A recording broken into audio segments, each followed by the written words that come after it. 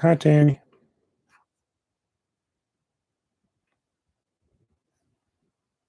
Okay, I'm going to assume. Great, working fine. Awesome.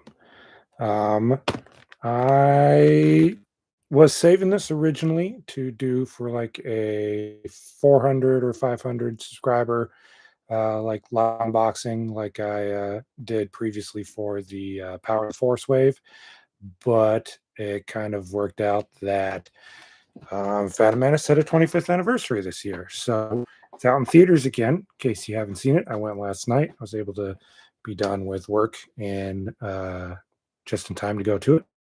So I thought these are taking up a huge lot of room, like a big box of them, and figured might as well open them for May the 4th. Figured it fits.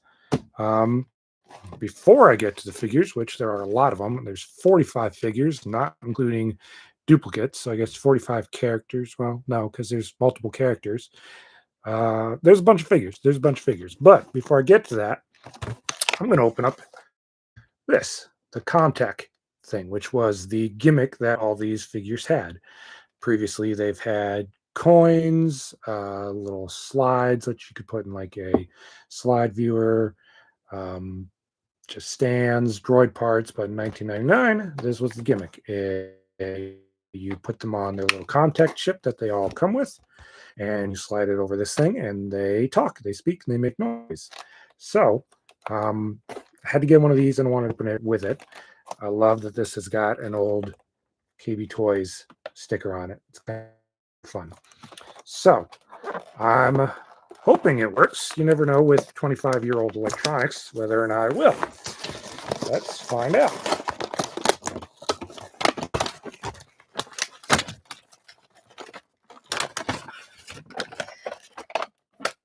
All right. Plastic begins. Comes with a chain, a couple chains, so you could put on the Commtechs, and it actually comes with an exclusive one.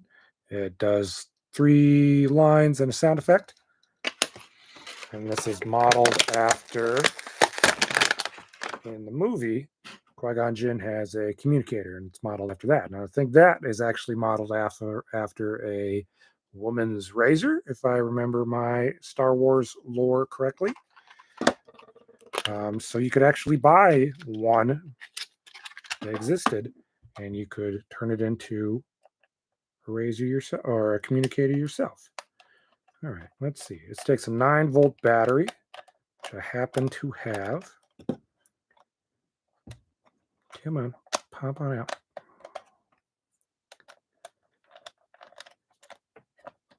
There we go. All right. Hopefully this battery is good. I think this is... Oh, it's been a while since I've had anything that's needed a 9-volt. Come on.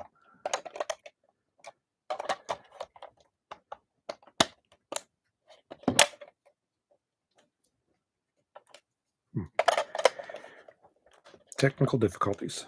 Come on. It's a 9-volt, right? Yeah, it's a 9-volt. There we go. Hey, it works. I have no idea what the sound quality sounds like over my laptop speakers, but I'm kind of surprised it works, really. Because who knows? Like I said, 25 years ago is when this came out, so electronics may or may not work all the time. It's got 4 buttons that you could actually store sounds from the chips on, and then this plays blaster noises and lightsabers. And then you just take the chip and... May the Force be with you. See. Oh, maxi big, the Force. High quality sound bites right here. Big explosion noise. And the last one was... You will be a Jedi. A promise. I don't even know. It doesn't really sound like they're even sound bites from the actual actors. They sound like they're, close proximity. So, we got this. We can now listen to all of the Commtechs. And God, I really don't even know where to start. Like I said, there's a bunch of figures. Let's go with some battle droids. So, if you watched my live unboxing of the Force, or the Power of the Force figures, those had several weird variations of some of the figures, like lightsaber sizes, head sizes, hands were closed or open, clothes were different colors. So that was a staple of that line, kind of. They came with a lot of variations. These ones, not so much. There are a few of them that come with different variations, but it's not as plentiful as that wave was. Most of the variations that some hardcore collectors get are just based off of these numbers down here. Let's see if I can get it. Don't know if you can see, but there's like a 0.002 or 0.001, and that's variations that they base off of different versions. Some figures have the 002 or 001. It varies. So some people collect those, but I decided not to, because if I'm opening them, the numbers on the package don't matter. But so as far as variations go, they did do different looks for the battle droids. There were 4 of them. You have the clean version, the dirty version, the sliced version, right? No, this is the blaster version, and this is the sliced version. So 4 different versions of the battle droids. And I'm pretty sure the Commtechs all say the same thing. They just look a little different. So let's go with the clean one first. And when I bought these, I specifically tried to get beat up ones, just so that way they are not like, mint condition opening ones. I'm getting ones that are kind of in worse wear anyway. So that way it's not a huge crime that I'm opening all these old toys. Not that it matters. You should definitely open your toys. And much like the Power of the Force wave, these were produced aplenty. There were lots of them made. They hung around for ages. People kept them sealed because they thought there was going to be the big money in them. Of course, Phantom Menace didn't end up being as the critical darling as everybody thought it would be. And there was so much merchandise for it. Soda cans, standees, shirts, cups, lots and lots of toys. And with all the old 1970s toys being worth a lot of money, everybody thought Episode 1 toys was going to be the same thing. But they did not. So most of these figures are not worth more than $5. There's a couple of them that are worth a little bit more, and I'll point those out when I get to them. But battle droids were pretty plentiful. These ones are worth maybe like $5 or $6 just for army builders who like to have a bunch of droids. But let's see what he says. Halt! You're under arrest. That doesn't even sound like a battle droid. Take him away. Where are you taking them? Halt! You're under arrest. So most of them say about 2 or 3 things. I have no idea. Can you guys even understand what these sound like through the microphone? Or is it just electronic garbage, just gibberish?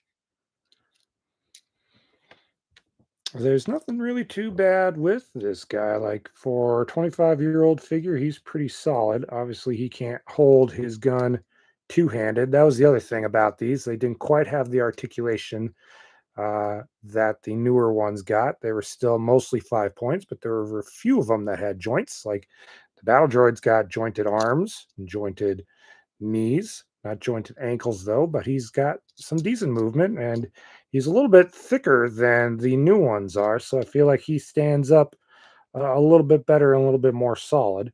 And then there's also a little hole on the backpack that you could hold if you can. Stick his gun right there. So you can hold it, and then they kind of collapse, if I remember right correctly, like how they would when you've got them all folded up. Kind of. I don't want to force it just because this is an old droid. But as a kid, I remember being able to kind of get them to fold up correctly. All right, so that's the clean one.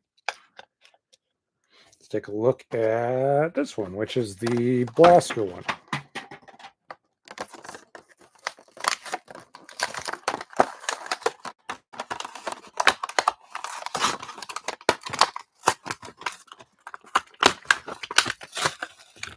I won't play this one soundbite because I'm pretty sure he's got the exact same ones. Marks, instead of being clean, as you can see on his legs, he's just a little bit more beat up, on the head. I'm trying to get, I think my camera's inverted, so nothing super different, but he looks like he's been through a battle. The plastic on these feels kind of sticky. It's very weird. Come on, there we go. Give him his gun. Get him on the stand. And there he is. Battle droid number 2.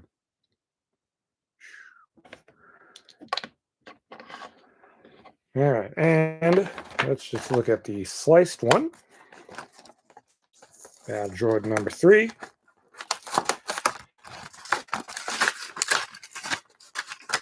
Still can't believe these are 20 years old. 25 years old. I had a few of these growing up. Oops, I just tossed the... Yep. Back. I had a few of these growing up. A couple of these characters. When we get to them, I'll point them out.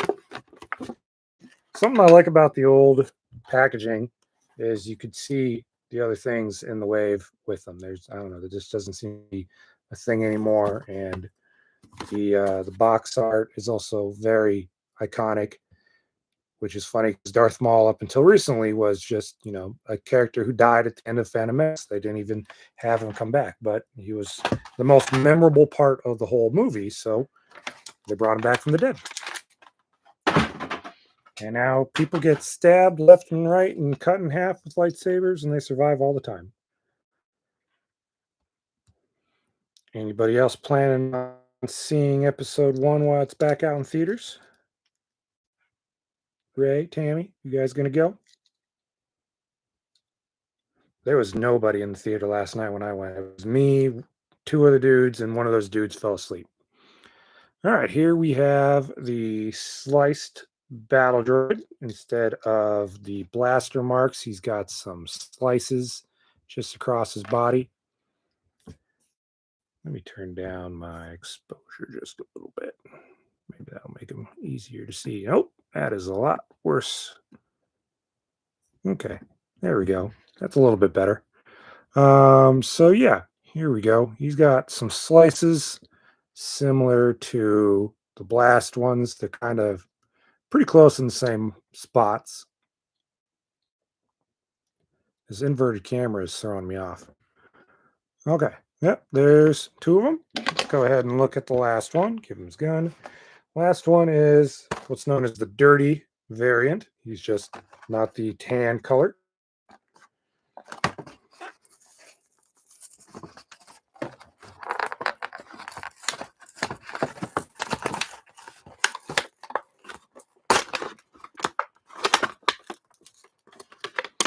Always just watch it on Disney Plus. It's more like the experience. I went because I thought there'd be a bunch of people, well, not a bunch, but at least a few other fans there that could just, you know, enjoy the movie with.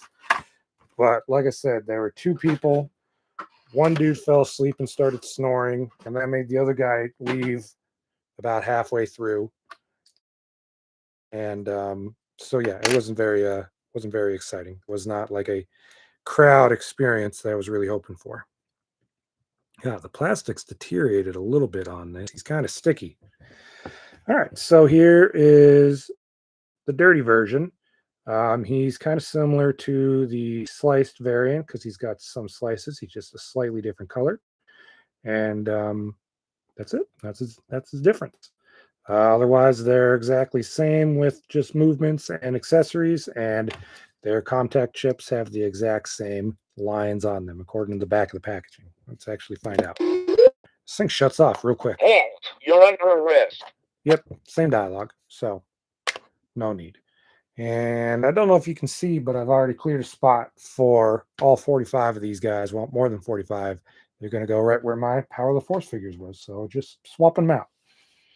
All right, let's see. Who do we got? Let's look at Jar Binks, infamous Gun. I feel like everybody's kind of warmed up to him a little bit more now, but you know, the hate for this was incredible for this character, which I always liked him. Of course, I saw the movie when I was like 8. So I love, you know, slapstick humor, Three Stooges stuff. So he was made for me. I enjoyed what he was. And yeah, he's a little insufferable, but he was not the worst character in this. In fact, I still chuckled. Last night I was still laughing at stuff he did in theater. And I'm glad that Ahmed Best has been welcomed back in the community after he was shunned terribly. And this is actually a figure that I had as a kid. I had this Jar Jar. They are somewhere out there in a box, someplace, packed up, safe and sound. This guy's sticky too. I don't know what it's about this stuff. Just feel, yeah, I'm like leaving fingerprints all over him. Dang. I guess that's a 20-year-old plastic. Okay, so Jar Jar also doesn't come with a whole lot of articulation. He is just 5 points. Elbow or shoulders, waist, head, legs. Comes with a staff that he never actually has in the movie, or spear, whatever you want to call it.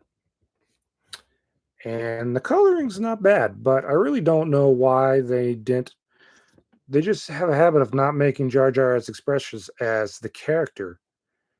You have any figures that you aren't opening because of great condition or extra? I have a few that I got a while ago that I just had been buying when I was collecting more carded stuff. So those are also saved someplace. I think I've mostly kept Anakin, Jar Jar, Yoda, just some choice favorite characters. So I hung on to a couple of those, but none of them are they're not like super rare or worth hanging on to that much. So I'm not keeping them for that, just sentimental value of these were my favorite characters and from favorite movie when I was growing up. All right, let's see what Jar Jar says. Lisa can't boost. Dungeons no liking outsiders. What? Lisa guy's bad. And they're also all supposed to be interactive too. Like you can put 2 characters and they're supposed to talk. Halt! You're under arrest. Lisa can't boost. I don't know which characters do that though, but supposedly some of them will. You scan one, you scan another, and they'll talk. Well, or just like depends upon what dialogue bites, they'll say something different. So my Jar Jar, I'm just going to turn off autofocus because that's annoying me greatly. There we go. Well, now that's out of focus, so let's fix that real quick. Okay, good. That way it's not going to just glimmer back and forth. So my old Jar Jar fell in a pool at one point, or I took him in the pool to play with him, and he just got bleached thanks to the chlorine. So mine's not in so great a shape. Pretty sure I still have him someplace, but he is no longer mint condition, as they say. But the paint on this one isn't bad. Like, you've got some pretty good coloring on the back on his ears. The clothes are all right. There's some decent detail for like 25-year-old figure. I think it's pretty solid. Just like his articulation isn't great, but it's not a terrible figure. And I still kind of like this one, but I do wish they'd make him more expressive because he's so expressive in the movie, just wide-eyed, tongue rolling out, mouth open. He's crazy. So I don't know why they kind of hold off for that in the figures. Even the modern figures too, like the Black Series one is just kind of this stoic single expression. It's very weird. All right, I'm going to just grab at random. Let's see who we got. We got Rune Haako. He is member of the Trade Federation. Nute Gunray is like second in command. And I know these characters got pretty butchered in the reviews too, because they were accused of being Chinese stereotypes with the way they talk. Which I can hear it, definitely. Don't know if that was intentional or not. That was another problem with this movie, was there was a few characters that were accused of being based off of stereotypes. Watto being accused of being a Jewish stereotype, and then these guys were being accused of being Asian stereotypes. I don't believe they've actually made this character again in action figure form, at least not in his episode 1 appearance. That's the other thing about a lot of these figures, while some of them are still sought after, is because Hasbro just hasn't made them again. They've just made this one iteration and then never again. So this is like the only way you can get Rune. Not that you need a whole lot of versions of him. And this guy's actually got decent articulation. This was when they started introducing swivel elbows on everybody, so that way Jedi characters could actually hold their lightsabers two-handed instead of one-handed, like in the Power of the Force. So there's a little bit more than 5 points articulation for some of them. He's got not leg like ankle or knee articulation, but his legs can still move, but it's encased in this skirt you can't really get access to. Oh, there we go. He's showing a little leg now. So he's got a lot of layers. Like, this figure also isn't bad. There's some decent paint on him. Like, the clothing looks pretty solid. The hat's a little messed up just because of the points, but I think he's pretty good. Let's see. Oh, there's also little tidbits and numbers on the back too. Don't know if you can see that, but it's got his name, his like affiliation, and a number. I think they're all different numbers. So Rune was the 34th figure, I guess. Let's see. Man, this really doesn't stay on for long. They have him on the run, sir. That definitely doesn't sound like him. No match to destroy the droids. They didn't even try to do the voice right for him. Have you ever encountered a Jedi Knight before, sir? Yeah, it doesn't sound They like have him at him all. on the run, sir. I feel like it's just the same guy did all these voices, because it sounds just like the guy who did the battle droids too. So there we go. Rune, not a bad figure, considering it's the only one we have. All right, I'm going to do a random one again. Oh, we got our first Darth Maul. There's like 5 of them in this line. This one is, what is this, the Tatooine version? Yeah, they've all got little sub names under them. This is Darth Maul Tatooine. This is the only one that's got him cloaked. So he looks like when he's fighting Qui-Gon Jinn on Tatooine. It's kind of funny because Darth Maul only has like 3 lines. So I don't know what they gave the rest of them. Oh, it does say on the back. It says this chip interacts with Darth Sidious, Jedi, Nute Gunray, and Rune, which we just opened. So we can go ahead and see what he says. Oops.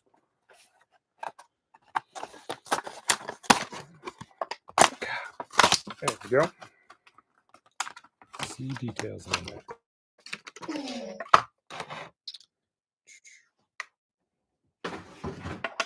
Yeah, they did a lot of repeat characters for this line too. Like there's a lot of Qui-Gon Jinn, a lot of Obi-Wan Kenobi. There's a lot of the same characters over and over again. All right, so we have Darth Maul. Again, not bad. I mean, he can't do much movement. He's got this big, thick coat on. The eyes are a little wonky. I'll give him that. He's got kind of bug eyes going on. You can't really see in the camera, but they're not great. They're not super detailed because they just didn't have the technology to do it yet. And you're kind of limited in poses, but he's still kind of cool. Like these are kind of statues, if anything else. Let's see. And if you didn't know, Darth Maul was actually not voiced by Ray Park, who played him. He was voiced by Peter Saravich. Can't remember how you say his last name, but Shaun and Ed's roommate in Shaun of the Dead. That's the voice of Darth Maul. Let's see what he says. At last you will have revenge. Yeah, this sounds like just the same dude doing all the voices. It's the Jedi. Ooh.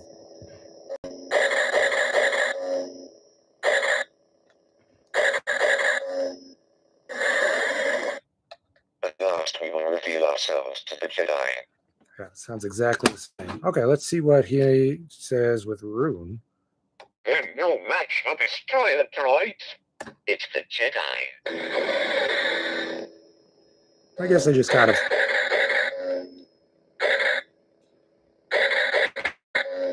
So it'll just play like a related voice clip, I guess. So it's 25-year-old technology. It's not super advanced. Well, there we go. That's our first Darth Maul. All right, let's do another random one. Let's see. Where did my phone go? Just to make sure nobody's texted me. Oh, well. Oh, here we go.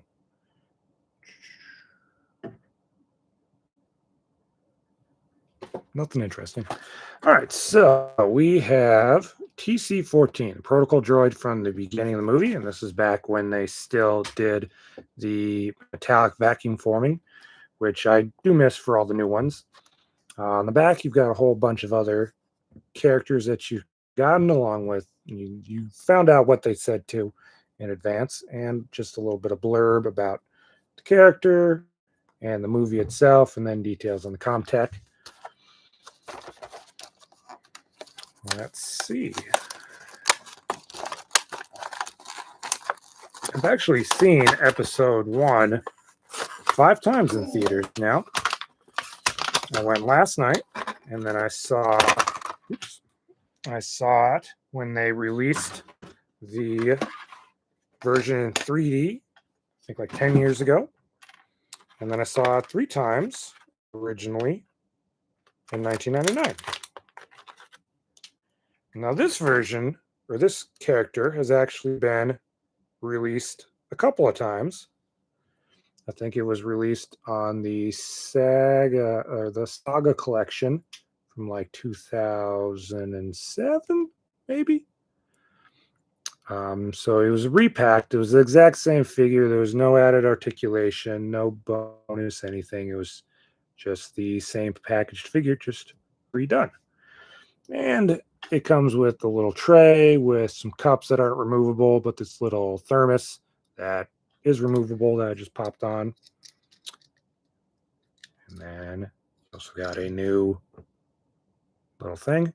And this is number 74, which I don't know about that because unless the battle droids all have different ones. 35. Nope. I don't know where this 74 number is because I'm not opening up 74 figures today. Unless there's Commtech chips that come with the other ones. What about this one? Is this 7 number? This is 9. So maybe all the Commtechs that come with like the deluxe figures, maybe they're all different numbered. Okay, let's see. Master will be with you shortly. I have no idea what that said. I'm TT-14 at your service. This way, ambassadors. We are greatly honored by your visit. Make yourselves comfortable. My master will be with you shortly. Dang, she got 4 lines. That's pretty fancy. Whoop. But again, this isn't a bad figure either. Like I said, I like when they had the metallic chrome done to it. And it's a droid, so he doesn't really need to move a lot. Or she, it, whatever you want to refer to it as. So I'm fine with like the limited articulation that these ones have. And it's just cool that he's shiny. She's shiny. It's shiny. The droid is shiny. All right, let's see. Who do we want to do next? Just go random. Oh, we got an Obi-Wan Kenobi. This is the Jedi Duel version. So it is the one at the end of the movie. He's got 4 lines. His ship interacts with Darth Maul, Qui-Gon Jinn, and Anakin Skywalker. Although young and headstrong, Jedi apprentice Obi-Wan Kenobi will become one of the most greatest Jedi to ever protect the galaxy. That's what he says on the back.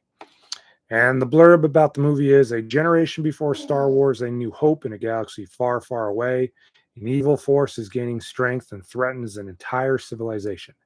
2 courageous Jedi, a young queen, a Gungan outcast, and a slave boy named Anakin band together to save a planet under attack as the fate of the galaxy hangs in the balance.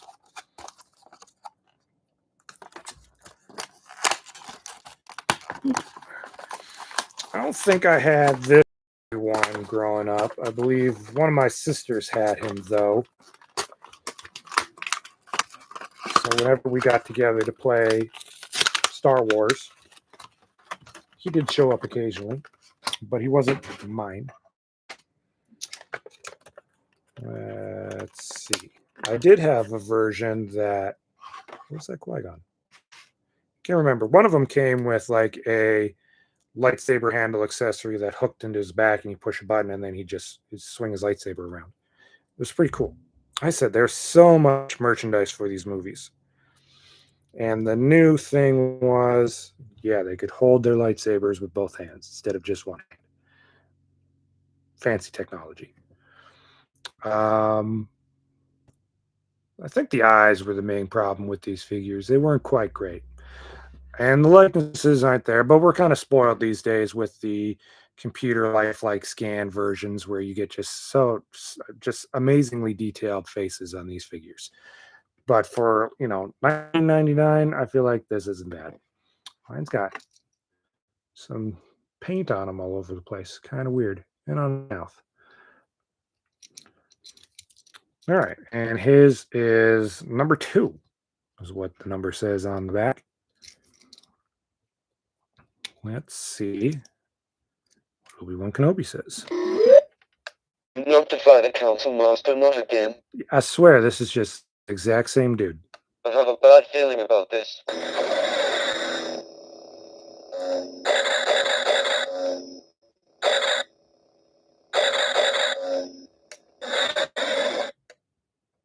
Come on. The Council have granted me permission to train you. You will be a Jedi, I promise. I wonder if it's a person they recorded that they just digitized, or if it's a completely computer-generated voice that is saying everything. Kind of like, can't think of an example, but they did that back then. So I don't know if it's that, or like I said, somebody who actually recorded dialogues. If it's just the one program just saying the same thing over and over again, that's probably why they all sound kind of alike.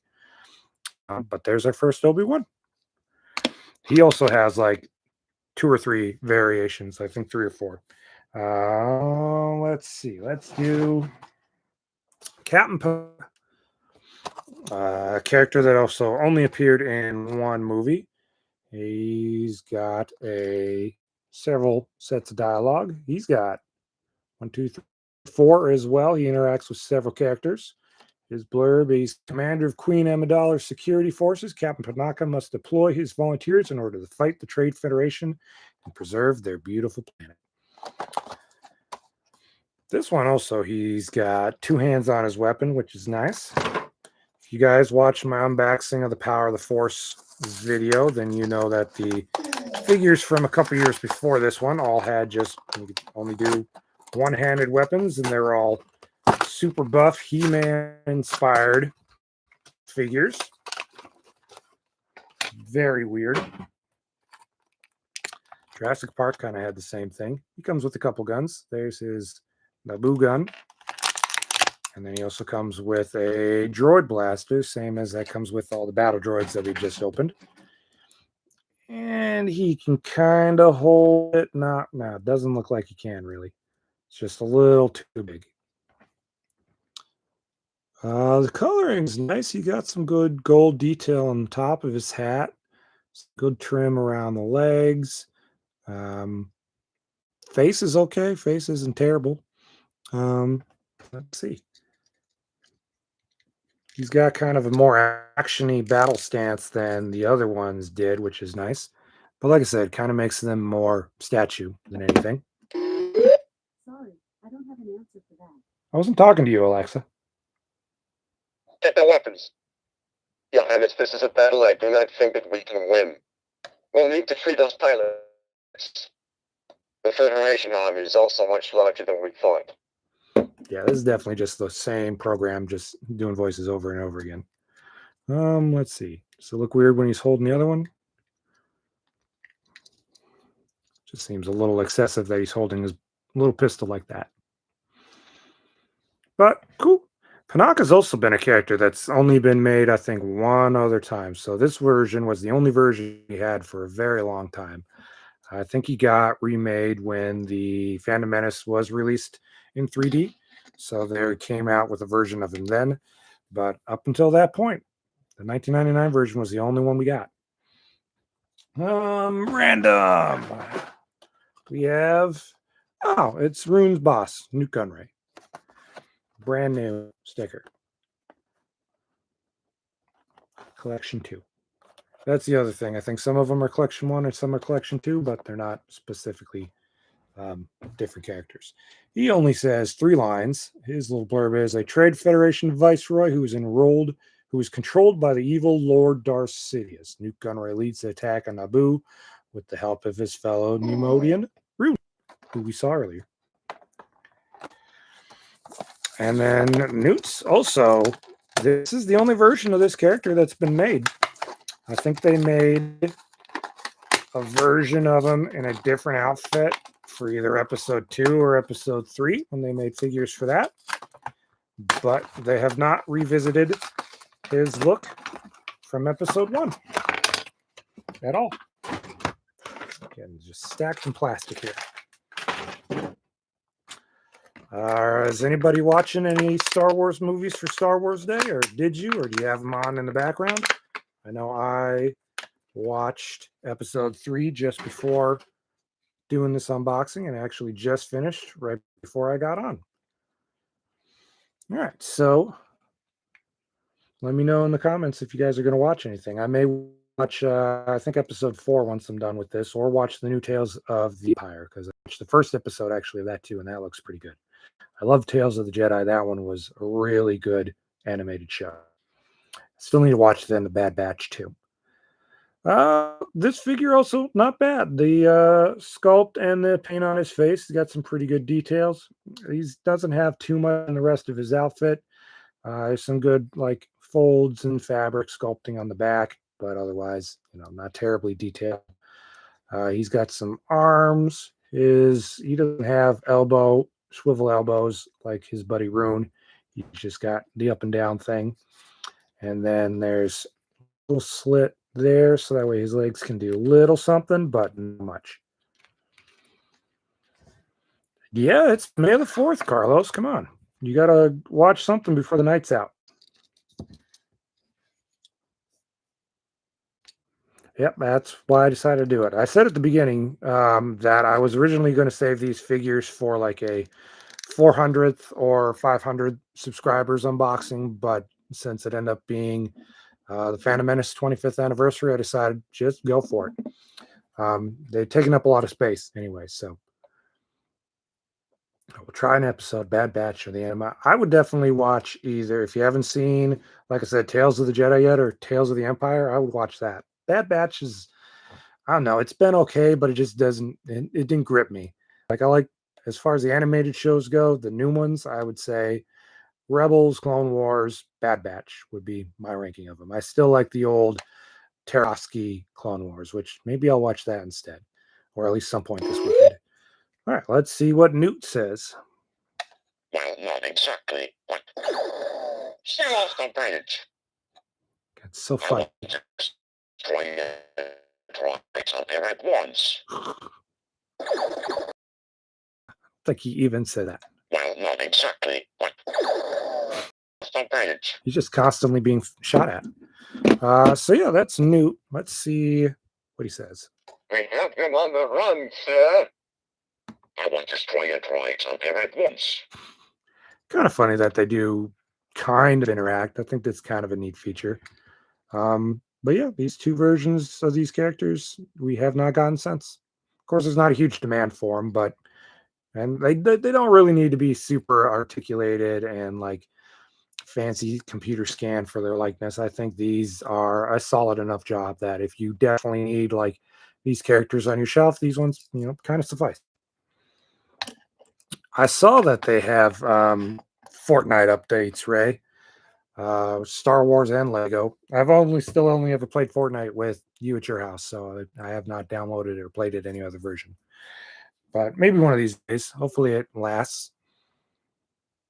Oh, dang, Tammy, you watching all of them? I kind of want to watch all of them, but I was kind of partially working today, partially working from home. That's weird. It's making noises. None of these are supposed to make noise. That's weird. We got a Qui-Gon Jinn. Here we go. Liam Neeson. He's got a little bit of a different layout, kind of looks like, on the back of his card. Yeah, they kind of swapped it. They put the blurb and bigger lettering for this version. This is the first collection. And then swapped where they're at. Weird. And this is Qui-Gon Jinn Jedi Master. Looks like he comes with a lightsaber and a small communicator like this. And if you've been watching the channel, great. I think you guys, everybody here is a subscriber, so thank you guys. I have not put out a video in a couple months just because I've been working on a new project that was very heavy and difficult to do. So it just ate up all my time again, as usual. But we're wrapping it up, so I'll probably be able to get back to a couple videos. I've gotten several like I pre-filmed already that just need to be edited and do a couple of shots changed. So I've got some stuff, and I'm getting kind of close to the end of what I have planned. Eventually, I ran out of stuff. Oh God, this is definitely there's no way that once you had this as a kid that you kept it. Like, how would you not lose this tiny thing? Looks like it's supposed to attach someplace. Looks like on the back. And then, yeah, it is. It's just the tiny version of this. Now, this guy's actually got some cloth robes. His skirt's cloth. Does this connect here? Maybe not. I think it's supposed to, but it doesn't. Oh, that's great. I'm definitely going to lose this. There we go. All right. He's in. Yeah, I'm not sure why his cloth bends. I guess so you can do some kicks because there's not really any extra articulation. And he didn't get the swivel elbow treatment. There is a version of him that did. We'll get to him in a minute. But this one's more action twirly Qui-Gon, I guess. So he's mid-battle. This is not final duel, even though he's in his final duel robes. The likeness isn't great. Definitely looks too old. Like Liam Neeson was pretty young when he did this movie. I think he was in his 30s, late 30s, maybe his early 40s. And this guy's got a lot of aging lines. Not a great likeness, and I'm not really sure where they were going for with the movement, like where his arms are posed. I'm not really sure what the natural look is supposed to be, honestly. It's kind of funny. He comes with the communicator when it's not really an action-y accessory. All right, let's see what Qui-Gon says. Oop, shut off again. Obi-Wan, he will bring balance. Train him. That's bad. Obi-Wan, wait, we must attack as one force. You overestimate your skills. None of these lines are in the movie.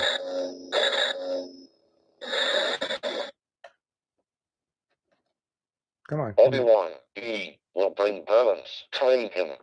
God, that is bad.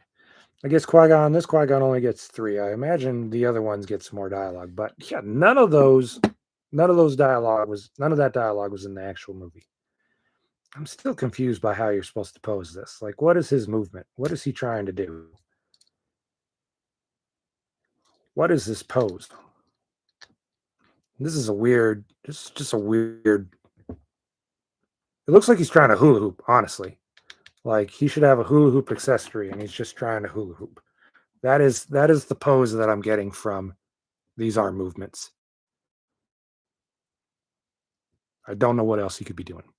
And I'm very worried about that communicator. That is definitely, I'm going to lose that at some point. But he's just going to go on the shelf, so he's not moving too far, hopefully. Let's see. We've gotten 1, 2, 3, 4, 5, 6, 7, 8, 9, 10, 11, 12. 12 figures so far out of 45. Let's see. Probably a sprint, which would make sense if his legs can move. But, limited to the time. Let's see. We have Queen Amidala herself. That thing shuts off so quick. This is her fancy queen look, which again, this is the only version of this look that we've ever gotten in a figure form. And I'd say it's probably her most iconic from the movie, even though she only wears it once, maybe twice. Hard to say. I think she wears it on Coruscant and then once in like the first time we see her. It's like the very first time we meet Queen Amidala, she looks like this. I'm not sure if this is Natalie Portman or Keira Knightley.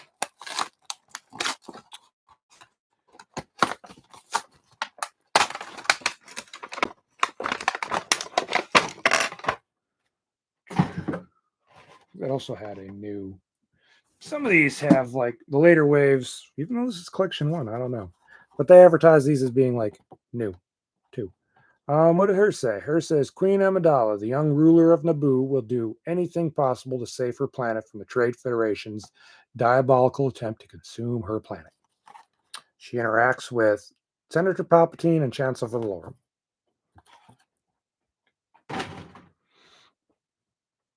Oh, these ones?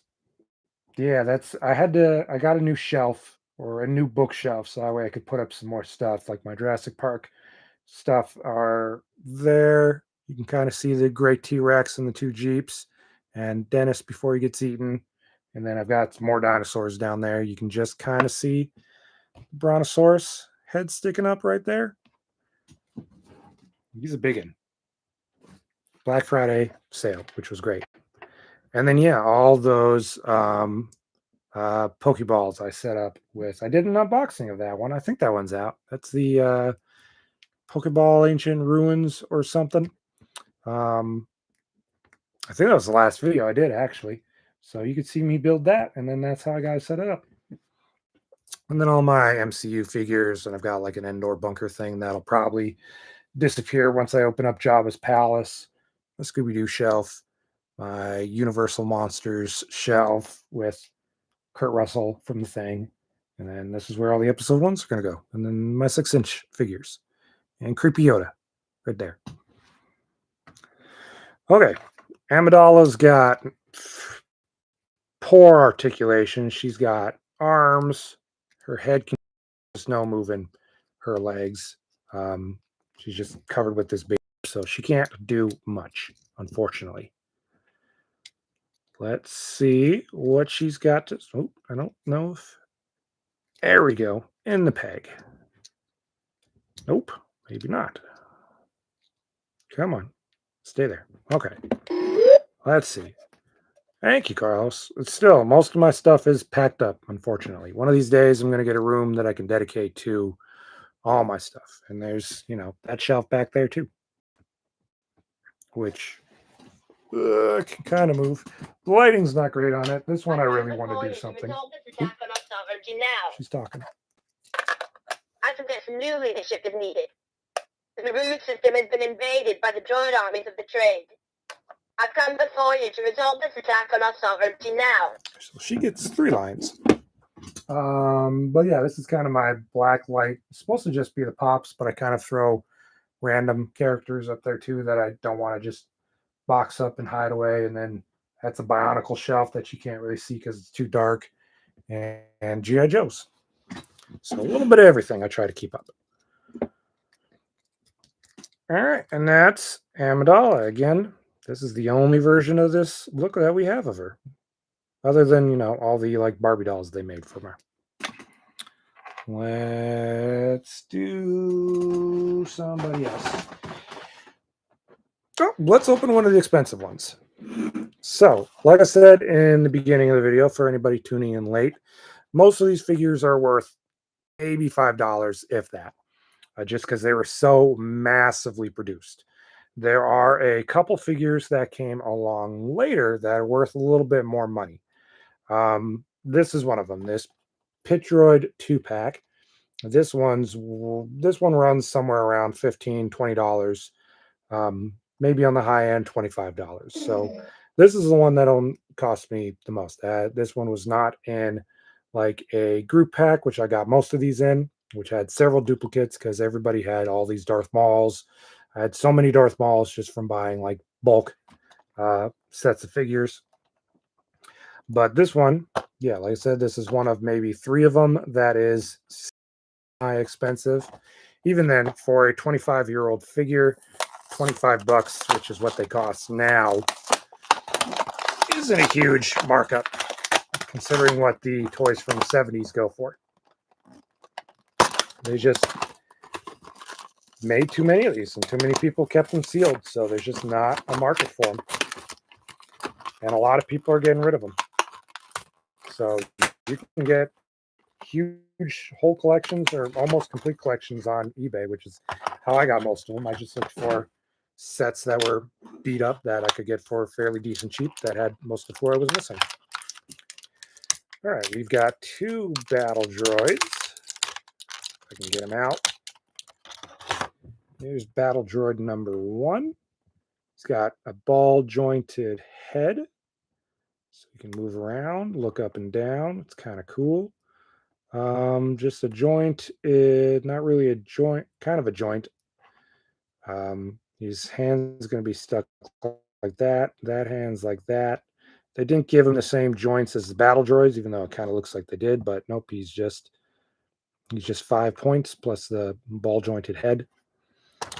And this other one that's got a freaking cannon. There's no way this guy is staying up and holding this at the same time.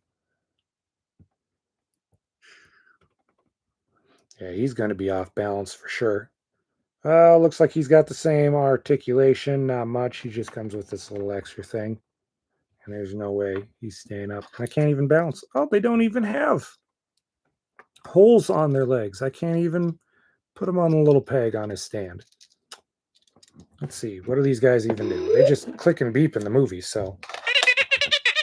And that's what their sound is. Start your engines!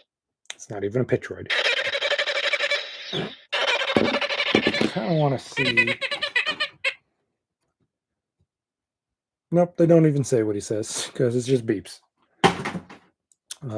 So yeah, Pitroids. If you've happened to have one of these, then he could be worth something. But again, not huge.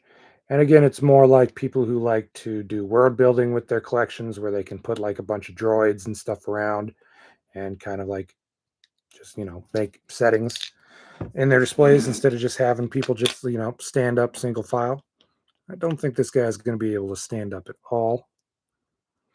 Yeah, I'm just going to tilt the cannon and that's how he's going to stand up. And this other guy is not going to be able to stand up either.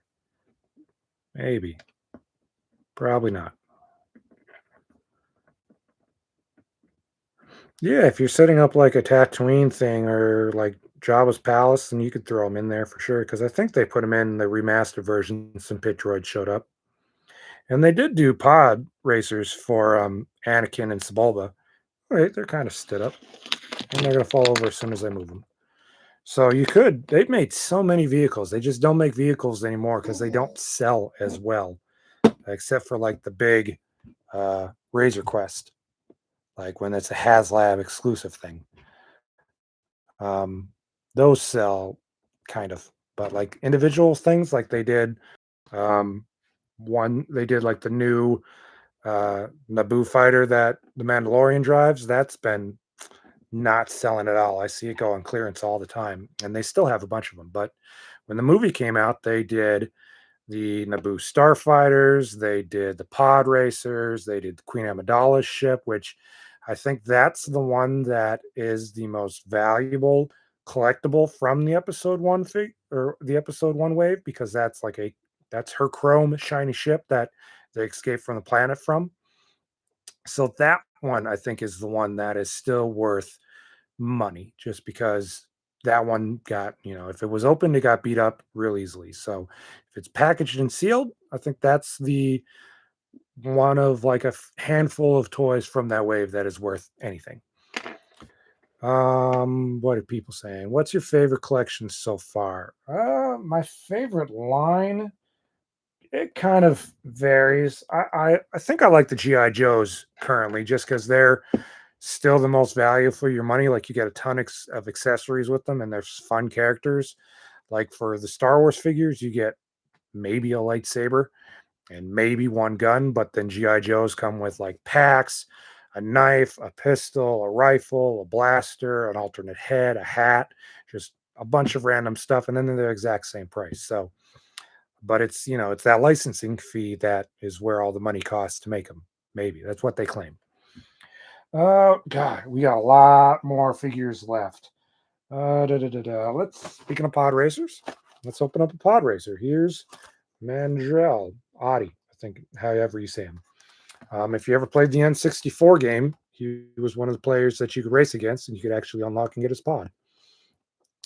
He is, for unbelievable speed and hair-raising action, there is no better sport than pod racing. At the Bunta Eve race, Ody's luck runs out during a pit stop when a pit droid gets sucked into his massive engine and shot out the back. At least he lived. We'll give him that. This is from Collection 3, so this is one from a little bit later. But he also is not worth too much. But you do get a funny-looking droid that comes with him. And yeah, speaking of childhood memories, I know I talked about this when I did the Power of the Force unboxing, but I don't know if you were around at Walmart's when these were out in 1999, but just the displays and the marketing, it was huge. The hype for this movie was ginormous. There were promotions with Pizza Hut and Taco Bell and KFC, and then just huge whole aisles dedicated to the toys. It was wild.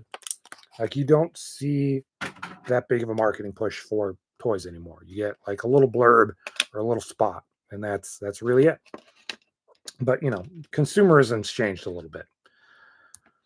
But I remember it fondly, just going down, running through Walmart, going to the toy aisle, and seeing the display. It's like, it took up so much.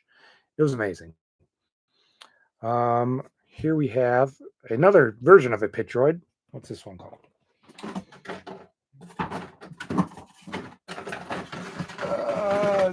He is a Otuga 222 pit droid. Details on this one's not bad. He's got some good coloration, some good weathering. Like, he's not just a solid color, like some dirt in his joints. He looks like he's from a desert planet and he's getting dirty all the time. Yeah, this is actually a really good detailed figure. Like, I feel nowadays he'd be packed in as an accessory and just the paint job would be boring. He'd be one color and everybody would be like, you guys forgot to paint it. So this is actually really solid. He's, again, a nice little extra background character that you could put in for your displays if you're a person who displays figures that way. And then we have Ody himself. I think, yep, looks like his mask or helmet comes off. Looks a little bit like a cone head, or like a crystal skull alien where they had the skulls go back. And not bad either. He's got some pretty good detailed coloration. Paint's pretty good on his legs and stuff. He's not an exciting figure. They never made his pod, so he couldn't race, but if he could sit down in it. I think they only ever did Sebulba and Anakin. None of the other pod racers ever got their racers made, which is a shame. Here we go. Let's see what he says. I think they're just making up words.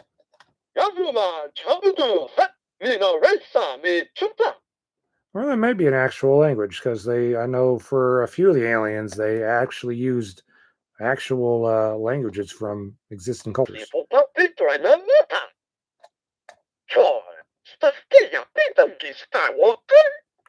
You got 3 for minor background character. You got 3 lines of dialogue. Yeah, this isn't bad. Plus, you could take the helmet off, and then he's just like a random alien. You could put in like a cantina or Jabba's palace, or so it's kind of cool. And again, this is another character they've never made again. This is the only version you can get from the 1999 figures. And stand up. There we go. Okay, let's do whoever this is. We have Qui-Gon Jinn Final Duel version.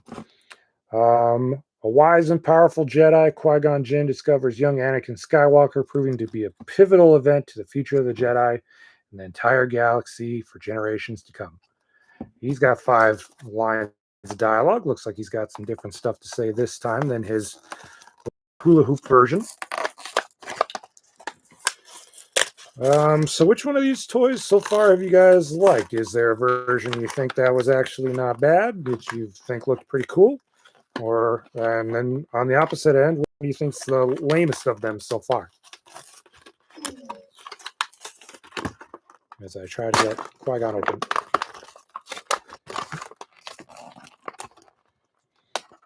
Come on.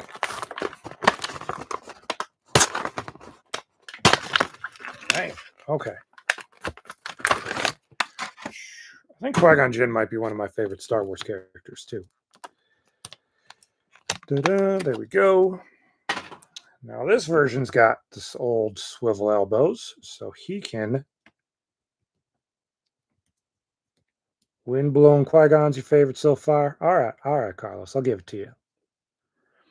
He looks like he should be standing on a beach singing a power ballad. Let's see. Can I get his hand to work? Cooperate with me. The deadpanned Obi-Wan. Feel, don't think. And then just making up words. All right, there we go. He's got still a little bit of an action pose, like a dramatic step forward kind of thing. But not as crazy as before.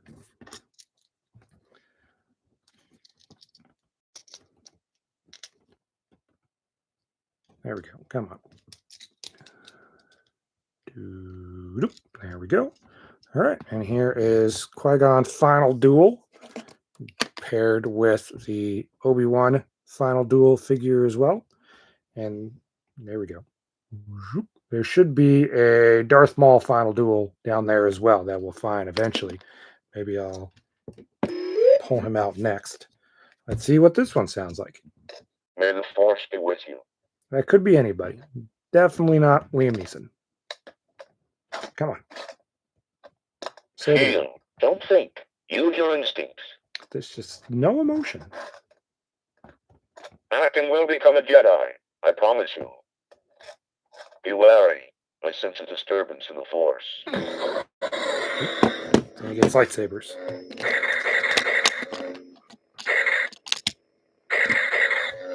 All right, let's go with, who's this? Watto. This one still got I don't know, some company called Toys Works. The price tag on here.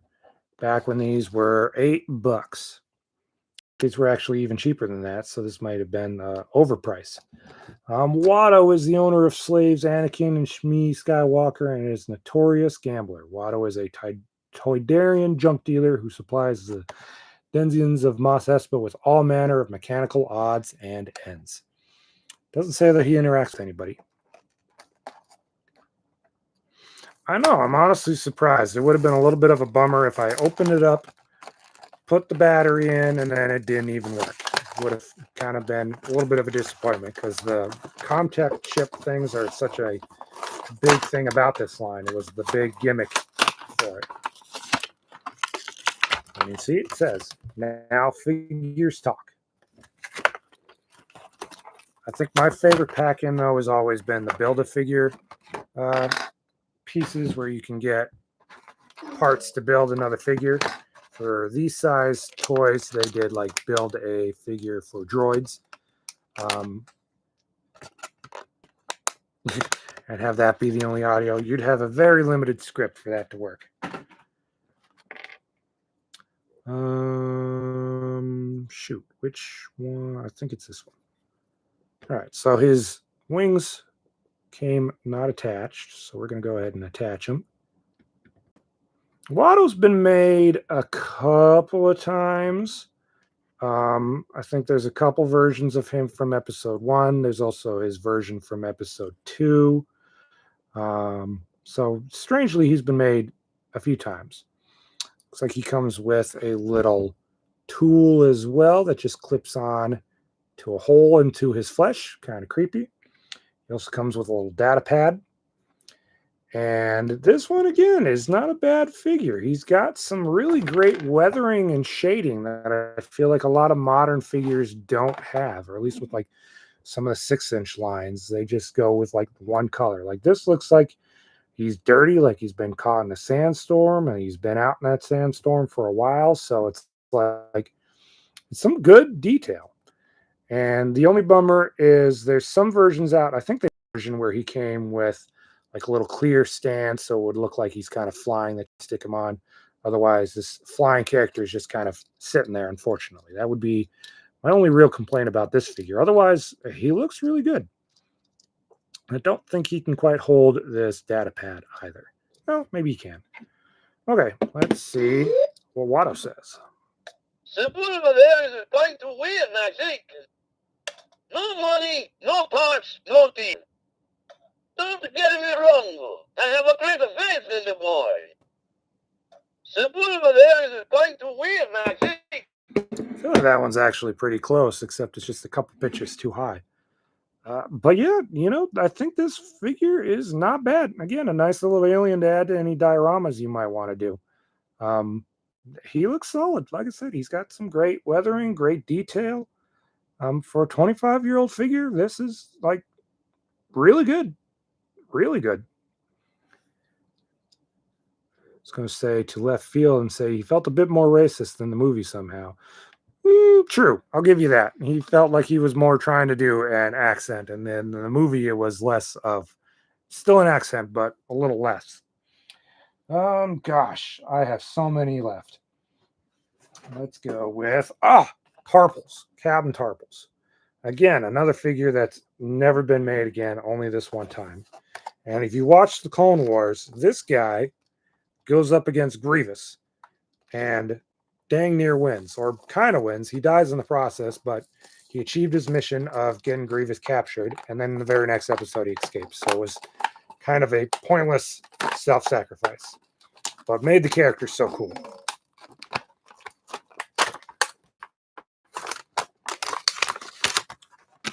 And I know I definitely have owned this character at least one other time, so I think he's actually loose in a box someplace. I'm going to find a bunch of these that I've already bought before, but since I wanted to do this unboxing, I wanted to buy them again.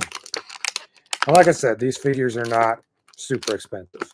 Still got at least 2 more that I need to talk about that are going to be the pricey ones. And the last one will shock you, because he's just not an exciting character. It's the priciest one. But there's none of them that are worth like the stupid half or full circle Boba Fett from the Power of the Force lane. There's none of them that are worth hundreds of dollars. It's all, you know, pretty reasonable. Okay, let's see. He holds his little staff thing. It's funny, nobody else comes with this accessory, but Jar Jar does for his episode 2 figure. Again, this is also not a bad detailed figure. There's some good paint details on them, honestly. Like, they look pretty solid.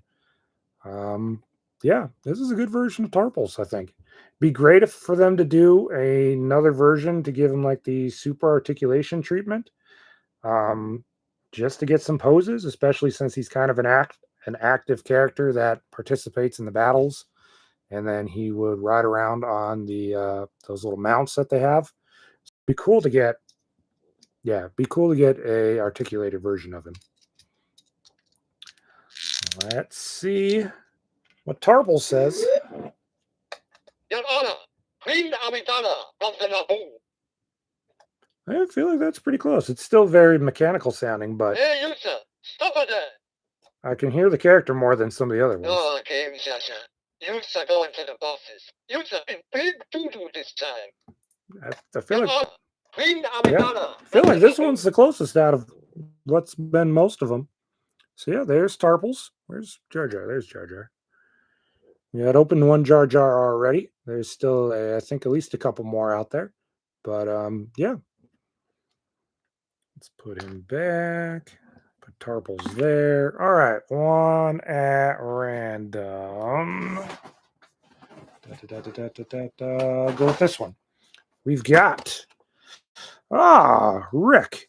He is the captain pilot of the Queen Starship. And this one's got a KB Toy sticker on it. That's fun. This one was also $8, so maybe they were $8. I could have sworn they were $5 back in the day. Rick is the pilot of the ill-fated Naboo spacecraft, the one I mentioned that's actually worth some money, carrying Queen Amidala to Coruscant, the capital of the Galactic Republic. Their quest is to recruit help for the besieged planet of Naboo. This one actually, like, the face isn't terrible. I mean, the eyes are, big and googly, but the face shape is pretty close to the actor, I feel like. Like, that's not bad.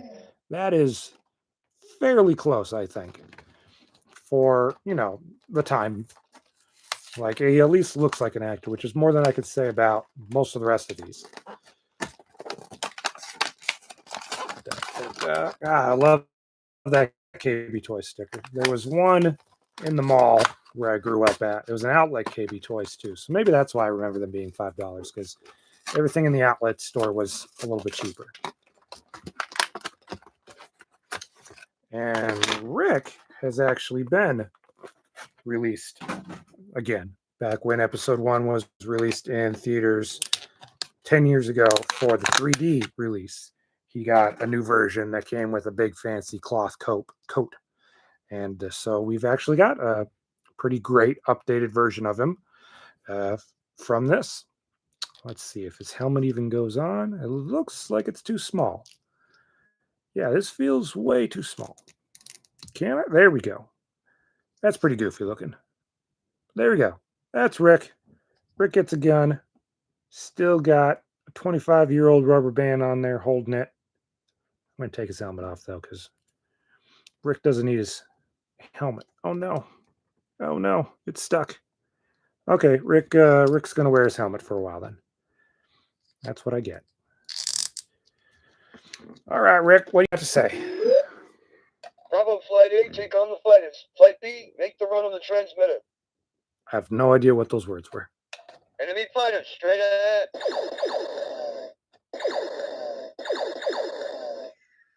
The deflector shield is too strong. We'll never get through it. Wow. Bravo Flight A, take on the fighters. Flight B, make the run on the transmitter. Again, I think they just made up some dialogue for a few of them. Unless they were getting, like, deleted cutscenes or dailies or something that had those lines in them. Maybe. Who knows? God, there's so many guys. Let's go with Chancellor Valorum, played by the great Terrence Stamp, who I think he's still around. I'm pretty sure he's still around. As the beleaguered leader of the Galactic Republic, Supreme Chancellor Valorum faces many challenges to his authority, from the greedy Trade Federation to the manipulations of his one-time ally, Senator Palpatine. This one's also got a little bit of beat up of a bubble. Like I mentioned earlier, I try to buy ones that are already beat up because, one, they're cheaper. Which I don't want to go, crazy for these videos since I don't like make any money off of these YouTube videos and no sponsorships. And two, I feel a little less guilty about opening them since they're not mint condition packaging, which I'm sure somebody out there has several of them. Like I do have a couple that I've kept. So I try to find stuff that's got like bent cards, dented bubbles, or yellowing. Can't really see in this plastic yellows after being in and out of the sunlight or even just sitting in a container. It'll just yellow eventually. It's something you can't even stop. Sometimes you're lucky and they won't, and sometimes, who knows? Perfect storm, perfect weather, you'll get him. So here we go. We have the exciting character of Chancellor Valorum, who does so many exciting action scenes in the movies, such as leading a senatorial debate, greeting Padme Amidala on the parking deck, and looking all together as exciting as an old man can be. He comes with a staff, which I think he does actually have in the movie at some point. Not exactly sure. There's some decent details on the robe, like paint apps, leathering. It's pretty random, but it gives a fairly decent texture. And the likeness doesn't really look like Terrence Stamp. Just looks like some random old guy. So that's not great. This was definitely one of those figures that I think was worth $2 or $3 because nobody really asked for this one. And again, a character that's never been re-released. This is the only version of Chancellor Valorum you can get. The chair recognizes the senator from the Southern System of Naboo. Welcome, Your Highness. It's an honor to finally meet you in person. The chair recognizes the senator from the Southern System of Naboo. It's 2 lines of dialogue. I think that's the least amount that we've gotten so far. All right. Chancellor Valorum is in the building. Who we got left? Let's see. Let's see. Who we want? This is, here we go. Random Jedi. God, I have no idea how to pronounce her name. Gallia. We'll go with that. She is a member of the esteemed 12-member Jedi Council, and her colleagues must make the fateful decision whether or not Anakin Skywalker will be trained as a Jedi.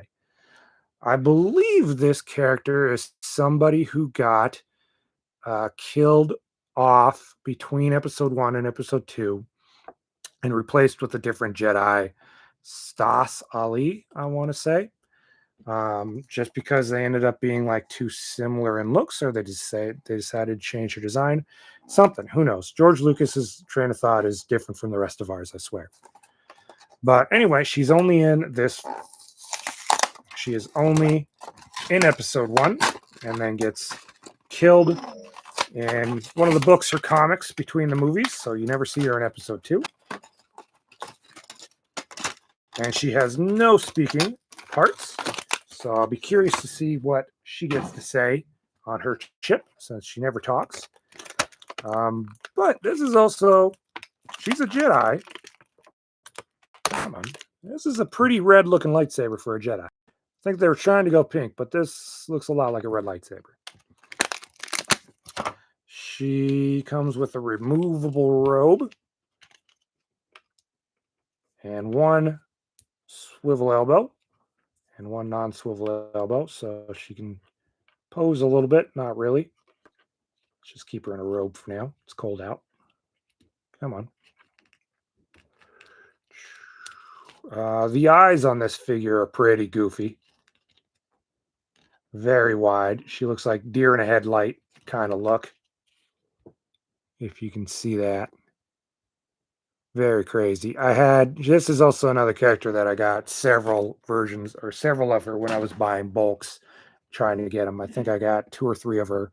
And this was the one that had the best eyes out of all of them. Let's see. Okay, there we go. There's Ody. I have no idea if I'm saying her name right. Probably not. Let's see what she has to say that was totally in the movie. The Sith should not be ignored. The Sith should not be ignored. The power of the dark side is growing, I fear. There is more to this conflict than meets the eye. There's a very weird accent they're trying to do for him. So as far as random Jedis go, who's like your most favorite one out of, we're not talking about Qui-Gon, Obi-Wan, Mace Windu. Like, who's that random background Jedi that's like just your random favorite? I think mine's Kit Fisto. He's got such a cool design, and he's just kind of a cool character. He's got some cool moments and some like expanded universe stuff. So he's actually pretty cool. He's the green one with like the tentacles on his head, and he gets to fight Palpatine in the end of Revenge of the Sith. He goes out like a putz, but he's still pretty cool. Let's see. We've got... Oh, speaking of random Jedis, and he's also... Nope, he's got a purple lightsaber. This is not Mace Windu's lightsaber, because Mace Windu didn't get a purple lightsaber until episode 2. His character comes with a non-purple lightsaber, because they hadn't made that creative decision, so Ody Mandrell got it before him. He's a part of the 12-member Jedi Council gathered on Coruscant at the Temple of the Jedi. He's got the exact same blurb as the last lady, so we'll not go for any further. Again, this figure's got a little bit of a yellow bubble, so don't mind freeing him from his plastic prison. Come on. Anybody? Nobody's got any favorite, like, random background Jedi that they like? You all just like Qui-Gon, Jinn, and Obi-Wan? That's it? Okay. Even if you don't know what their names are, you could probably just Google Jedi who has really long neck and small head on top of it. And that'll tell you who it is. So much plastic. All right, here we go. Come on.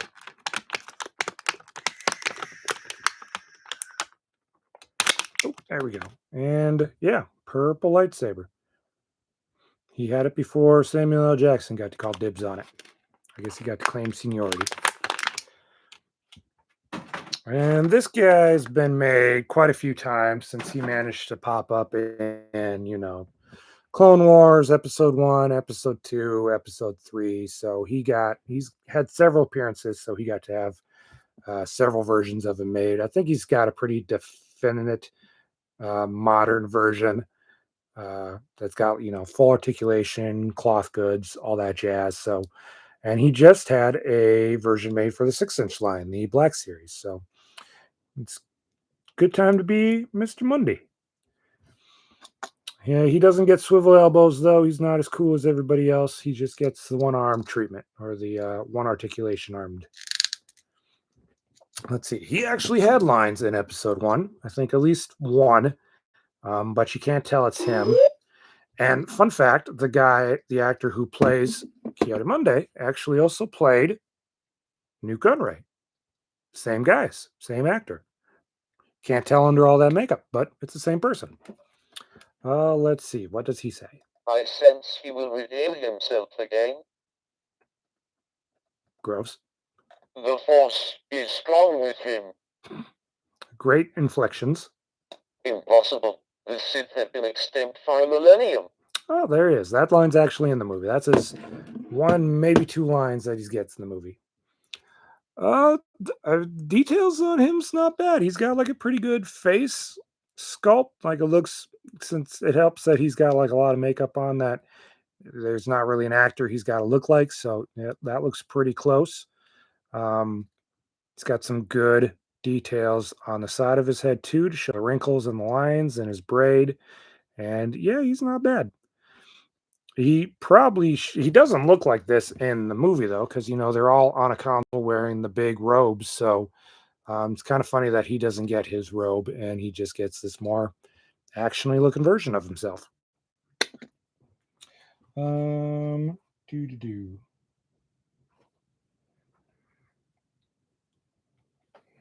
Let's see. We got so many more still. I got somewhere in the double digits.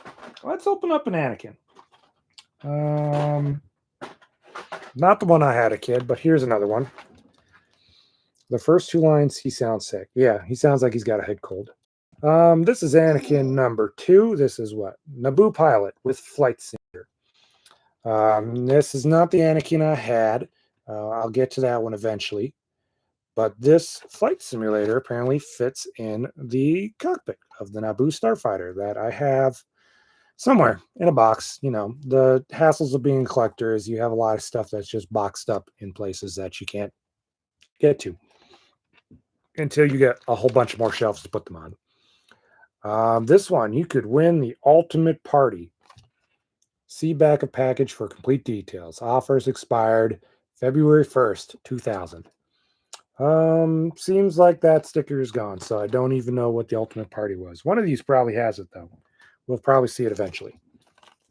All right, here is Anakin. Again, another character and actor that got so much hate when this first came out that really kind of drove him away from history. And you probably remember Jake Lloyd from like Jingle All the Way, and I think he did at least a couple other movies, but these are his most famous ones. Episode 1 in Jingle All the Way. That's what he's well known for. He's kind of returned back to the spotlight. Not really the spotlight, but at least he's been out and about a couple of times talking about the new Star Wars. So it sounds like he's hopefully returning to it, and it'd be great for him to like go out to conventions again and hopefully get like a redemptive moment, kind of like how Hayden Christensen and Ahmed Best were getting. He's got no articulation other than the normal 5 points for his shoulders, thighs, and head. Ooh, let's put that on camera. He comes with a helmet. That one's a little more soft, so it's easier to go on. And then, not sure how he's supposed to, I guess he holds it like this. And then I think there's a version that comes with this pod, or it came not in a single version figure, which those are the only figures we're opening today. We're just opening all the single versions of the characters. There's definitely a version that comes with like his pod racing helmet, but the other version that was mainline release doesn't. We'll find him eventually. There we go. There's little Orphan Annie. Right, R2. Let's get out of here. He's got to say wizards. R2, get us off autopilot. That line's in the movie. You did it, R2. Take this. I'm disappointed in the lack of wizards. And he doesn't say this is pod racing. It's disappointing. Disappointing. There's so many better dialogue he could have had. Yeah, there's Anakin. And like the likeness isn't Emma. These helmets are killing me. I mean, the face isn't bad on this one either. Obviously, like I said, not super detailed, but like there's a little bit of a likeness there, which is cool. And it's not terrible. Of course, so you can only give articulation to characters so small, or you can only give so much articulation to these small characters. But Anakin just got a Black Series figure, so he got the 6-inch treatment just recently. It's just coming out. Stupidly overpriced. It's half the size of all the other 6-inch figures. He only comes with a backpack, and he's still $25, which is ridiculous. I love that he's finally out in action figure form, but I'm definitely waiting on a sale because I'm not paying $25 for 3 inches of plastic. It's just stupid. All right, here's our first Anakin, Naboo pilot with flight simulator. Oops, come on. All right, we're on at random. Here we go. Ooh, we got a Darth Maul. Here's our final duel one, I think. Jedi duel, not final duel. Jedi duel. This one is for the end of the movie, Duel of the Fates. One of the best pieces of music anyone's ever scored, not just John Williams, but I think in just history of film, it's one of the most emotional and exciting pieces of music. Like that makes the end of the movie just awesome. It's kind of why I love that 3-way fight that happens when you've got the Jedi battle, the space battle, and the Gungan battle. It's 4 fights because then you also have the Queen and her guards attacking the palace at the same time. It just makes the moment awesome. Darth Maul's also seen some things. He's also got those deer in a headlight look. Crazy. And he's been made time and time again. There's lots of versions of him out there. A couple of definitive versions of him as well. So he's been done a few times. And there's some good versions of him out there. He's actually got some wrist articulation too. Look at that. As well as elbow and shoulder, at least on this arm. Oh, he's got it on both arms. He's got wrist, elbow, and shoulder. So he is just packing articulation. No leg articulation, just at the thigh, but that gives him several good ways to hold his lightsaber, it looks like. If I can get him. There you go. Horns aren't sharp, though, unfortunately. All right. Again, he only had like 3 lines of dialogue in the movie. So let's see if it's different from the other version of Darth Maul that we opened earlier. This one was Tatooine Darth Maul, which was his duel with Qui-Gon. At last, we will have revenge. I think that was the same dialogue, wasn't it? I should have left the packaging out. If the trace was correct, I will find them quickly, Master. That one's new. At last, we will have revenge. Ah, he only gets 2. He only gets 2 line dialogue. Bummer. Okay, that's Darth Maul. It's I'm pretty impressed by all the articulation he had. I don't think I ever had this figure. I think this was also one that my sisters had. So he definitely came out and played when we played Star Wars, but it was not one that I personally owned. I think the only ones here that I've personally owned was that Jar Binks, actually. I've not owned any of these before. Or at least I didn't own them when I was a kid, so this is the first time I've had these. Did any of you guys have these figures when you were a kid? Did you get them for Christmas or a birthday, or did you buy them off the shelves after asking mom and dad for them? Did you ever actually own any episode 1 toys? Let me know. I think this one also has a variation where he had a solid black vest, maybe. I seem to recall that. I had a lot of Star Wars toys, but also had some random guys too. I remember I had like this random orange stone dude that had a bunch of articulation. I still to this day don't know where he was from. He was from some other toy line from something. I don't think he had a show or a movie or anything. He was just some random guy. One of these days, maybe I'll find out where he's from. Let's see. Let's go ahead and open up old Mace Windu. Coming with a blue lightsaber. Didn't get his Sam Jackson lightsaber yet. He is a respected Jedi Master and a senior member of the Jedi Council. Mace Windu wields a great deal of authority throughout the Galactic Republic. He is well aware of the dangers of the Sith. The Sith. The Sith. Because them are books. You chose books.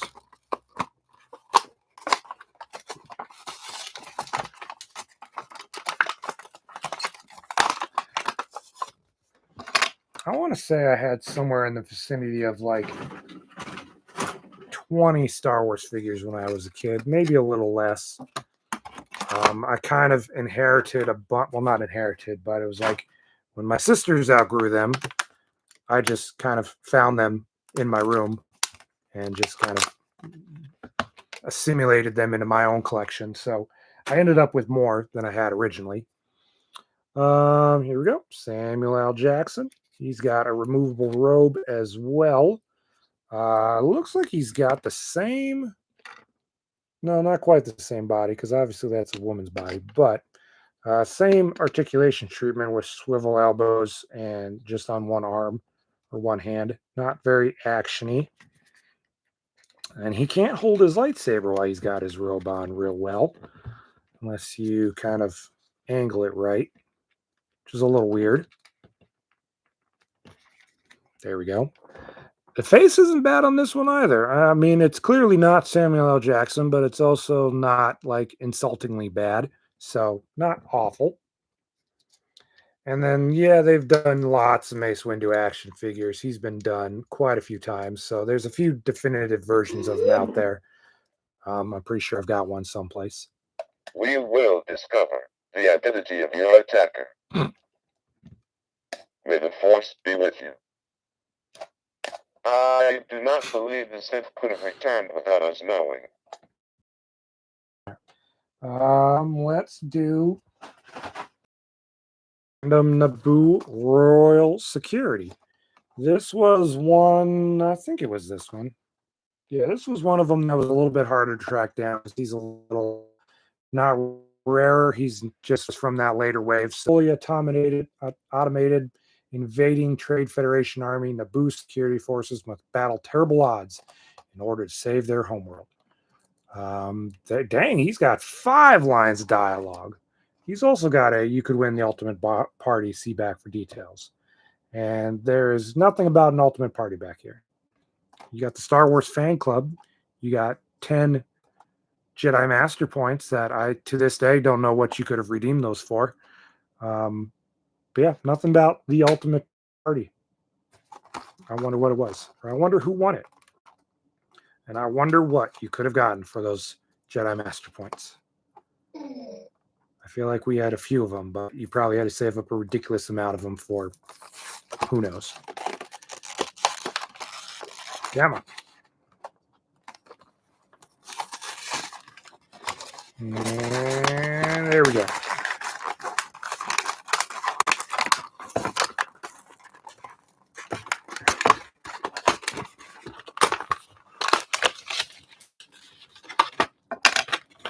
Let's see. He's got 2 guns. Not the same gun. And it kind of looks like him in the nose. Colors are off, though. I think these guys a little too orange. But also, I don't think this guy's been remade. There's a dude later who shows up that has been remade that I know came along later, but we have not gotten this guy ever again. So it's another one-off figure. He kind of looks pretty cool, just shooting 2 guns from the hip, though. Look at that. Pew, pew, pew, pew. Here we go. All right. That's kind of funny. He's just dual wielding. All right. What do you say for your most lines of dialogue than anybody else so far? Random background guy. Yes, sir. Very good. Spread out and destroy the droids. Okay. Get to the speeders. Get to the choppers. Blasters ready. Fire!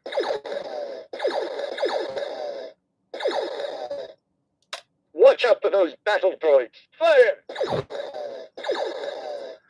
Dang, he got a lot of words.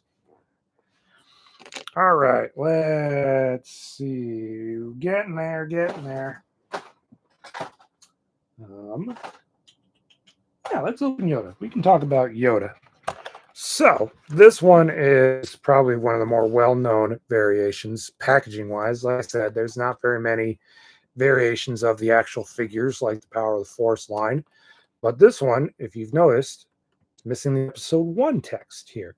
There's some versions out there that has it and some versions out there that don't. Neither of them are more rare than the other. They're pretty common. Like you can get either version if you look hard enough. This one just so happens to be the one that's missing.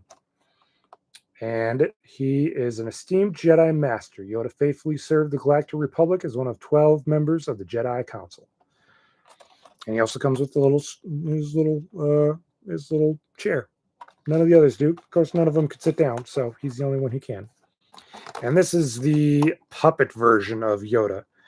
If you ever saw the Blu-ray versions, or if you go see episode 1 right now in theaters, he has been digitally replaced with the CGI Yoda. And it looked off to me when I was watching it yesterday. I don't know. There's something different about it. Just, I don't know. It felt like they were trying to still do the puppet look. Like just animated wise, like the way he was speaking and moving. So they were still trying to make him act and move like a puppet while being CGI. It's kind of, it was weird. I don't know. There's something off about it to me. I don't know if it's like that on the Blu-ray, if this was different. Here's his little stool or his little chair, hollow on the inside, completely, very light. And then, oh, he's actually got really big, or not really big, but like, look at that, full articulation shoulders, like modern articulation levels, ball joints. Huh. Was not expecting that. And then we can have him sit down in his little chair, and there we go. There's little Yoda. Which, it's funny, I never got this version of Yoda, despite Yoda being my favorite character when I was growing up. I got versions of him from the Empire Strikes Back, but I don't know, for some reason I just never picked up this version.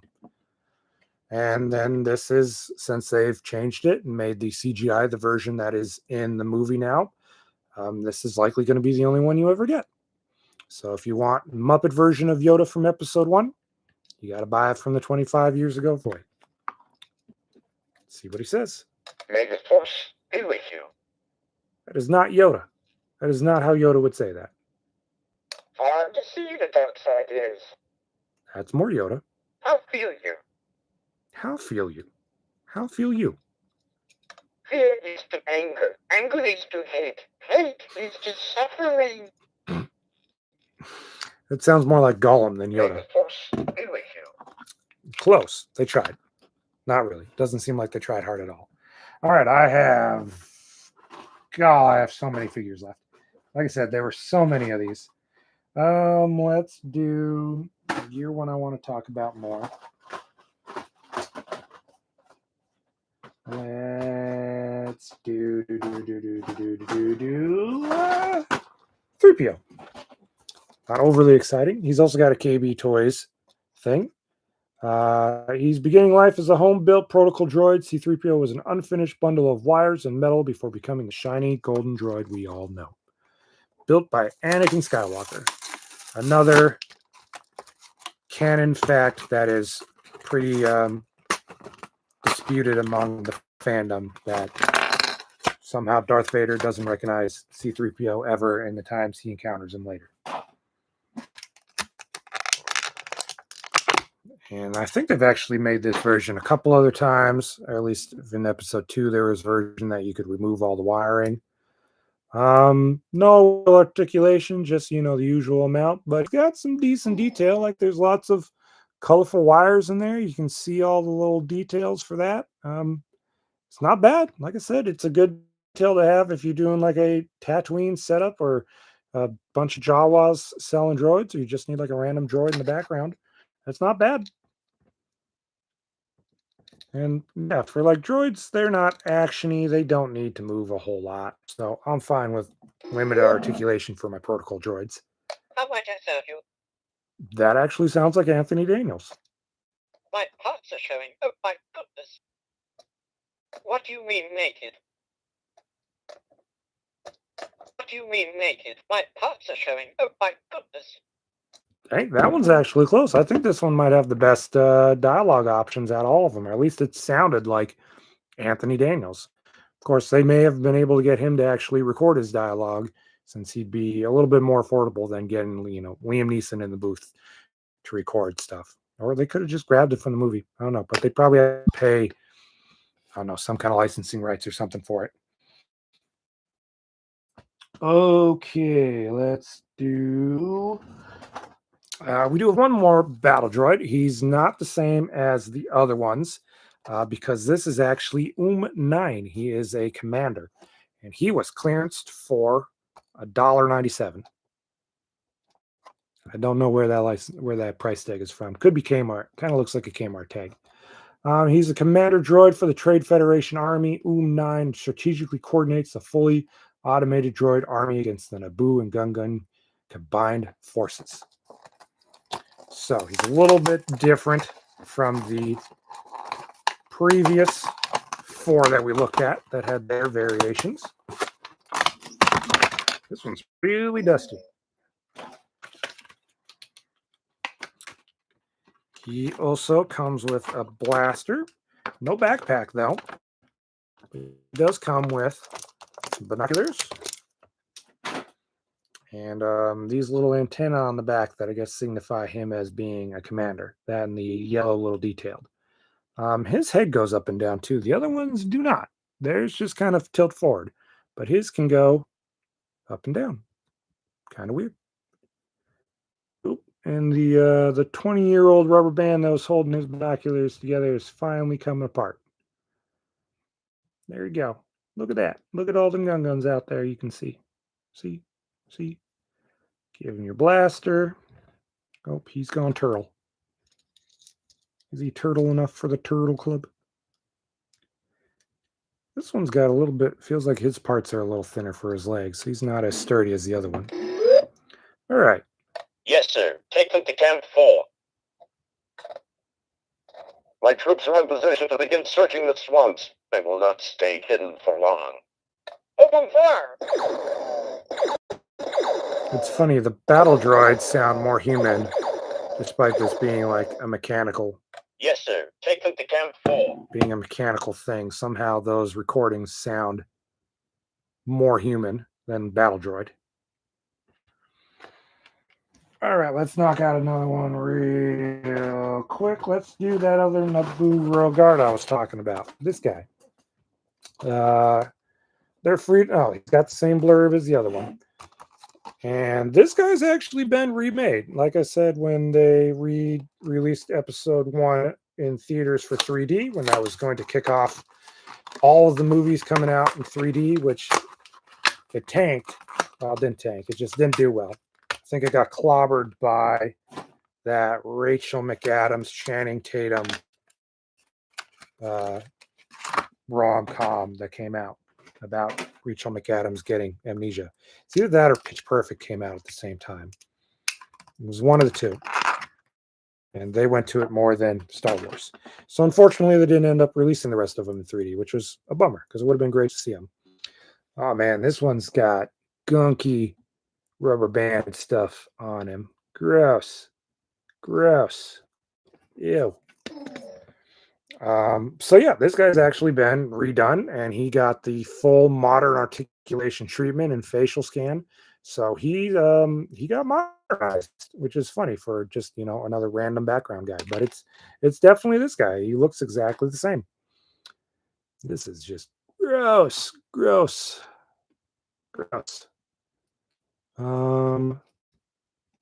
Yeah, he's got kind of a cool pose too. I'll give him that. That's fun actiony pose. Like, look at that. I don't hate that. I mean, obviously, he can only do this pose. His eyes are a little off, but that's at least, kind of cool. He's not holding it one-handed. He looks like he's, holding and shooting a blaster. So that's definitely good for, like, any displays you want to do. If you're doing a Naboo display, which they did do. God, that's what I meant. Is they need to do more play sets. They just don't do those as much. They're starting to. They've done, like, a good Tantive 4 play set and a new Jabba's throne room set, but they have like a Theed hangar and a Theed power station or whatever you call the place where Qui-Gon, Maul, and Obi-Wan are fighting. Let's see what this random guy says. Yes, sir. Yes, sir. Blast that tank now.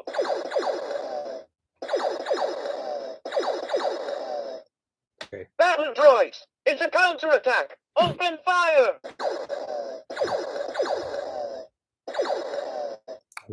Wait for the Queen's signal before we attack. It's funny, these guys who didn't have any dialogue in the movie have gotten like a bunch of lines. I don't hate this. If the face was a little better, like he's got one eye that's kind of looking that way and the other one's looking that way, but the pose is good. I like the pose. Like, that's pretty dope. I don't hate that. That's cool. Yeah, I like that. Oh, let's see. Oh, we got to open Boss Nass. Here's the last Gungan from the basic figure line. This one I did have. I think it was mine. It was either mine or my younger sister's. But I definitely ended up with him eventually. And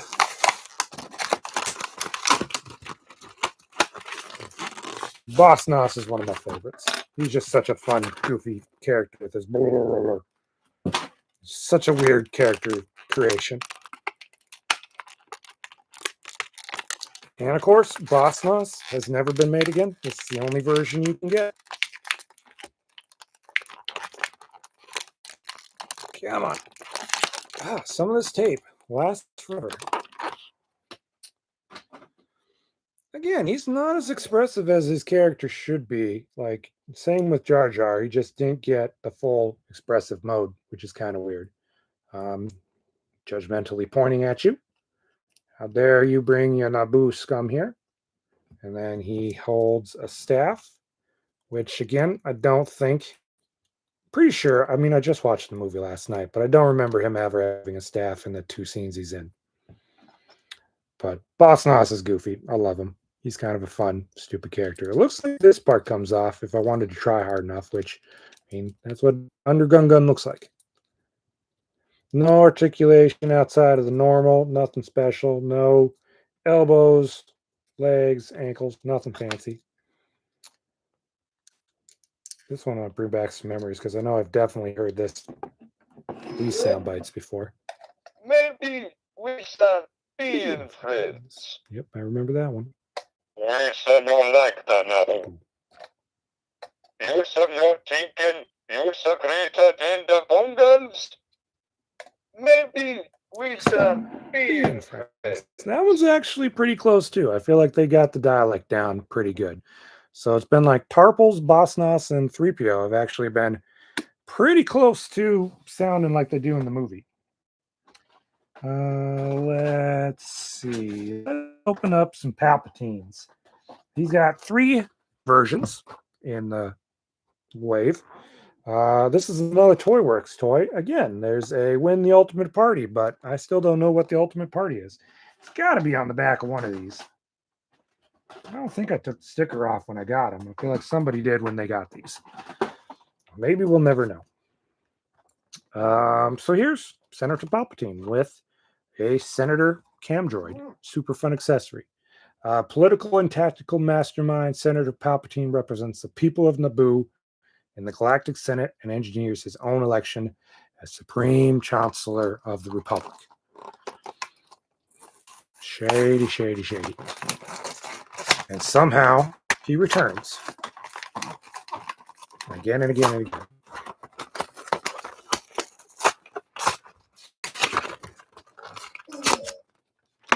Okay. Boop. I'm curious to see how this attaches to him. Is there just a big hole in the back? No? Oh, no. I guess it goes in the hole you're supposed to put the keychain in. I guess. Such a weird action figure accessory. A camera droid for your Senate. For all your actiony Senate debates. Hold sessions. Talk about politics. Relive your favorite moments of Star Wars Episode 1 with Senate action figures now in stores. This guy also judgmentally points at you. Like, shame on you. Shame on you. Shame. Shame. That also is not Ian McDiarmid. That is not a good likeness to Palpatine. Nope. Let's see. How bad is... We will elect a new chancellor. That sounds more sinister than he does in the movie. The Republic is not what it once was. Once was. Wah. Senate is full of greedy, swamping delegates. He definitely sounds like bad guy more now than he did in the movie. You see, Your Majesty, we will elect a new chancellor. Yeah, this is funny. Again, another toy that's never been made in another version, which, I mean, the only thing you do is just give a modern update with the sculpt. He's a senator. He doesn't need to be doing much. So I don't think they'll ever revisit. So for now, it's the only version you can get. And then completely unrelated, we've got Darth Sidious. I don't know how he's connected to this Palpatine guy, but I just thought I'd open them at the same time. This one's definitely beat up. Lots of dents and stuff. Cloaked in flowing robes and shrouded in evil, Darth Sidious is a Dark Lord of the Sith and the mysterious power behind the Trade Federation's blockade of Naboo. As he conspires and manipulates, he keeps his presence and his true intentions well hidden.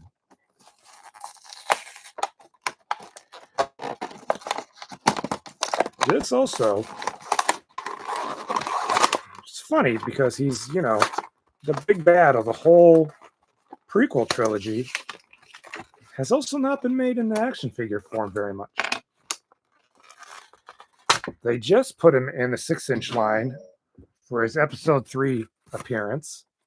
but they have not really revisited this episode 1 look very often.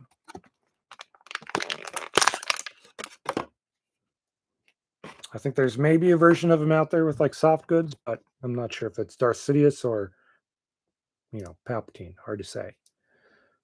He's got, his elbows swivel. That's about it. I feel like that face is actually better than this face. You can't really tell via camera, but I don't know. This looks more like Ian McDiarmid than this does, really, to me anyway. Yeah.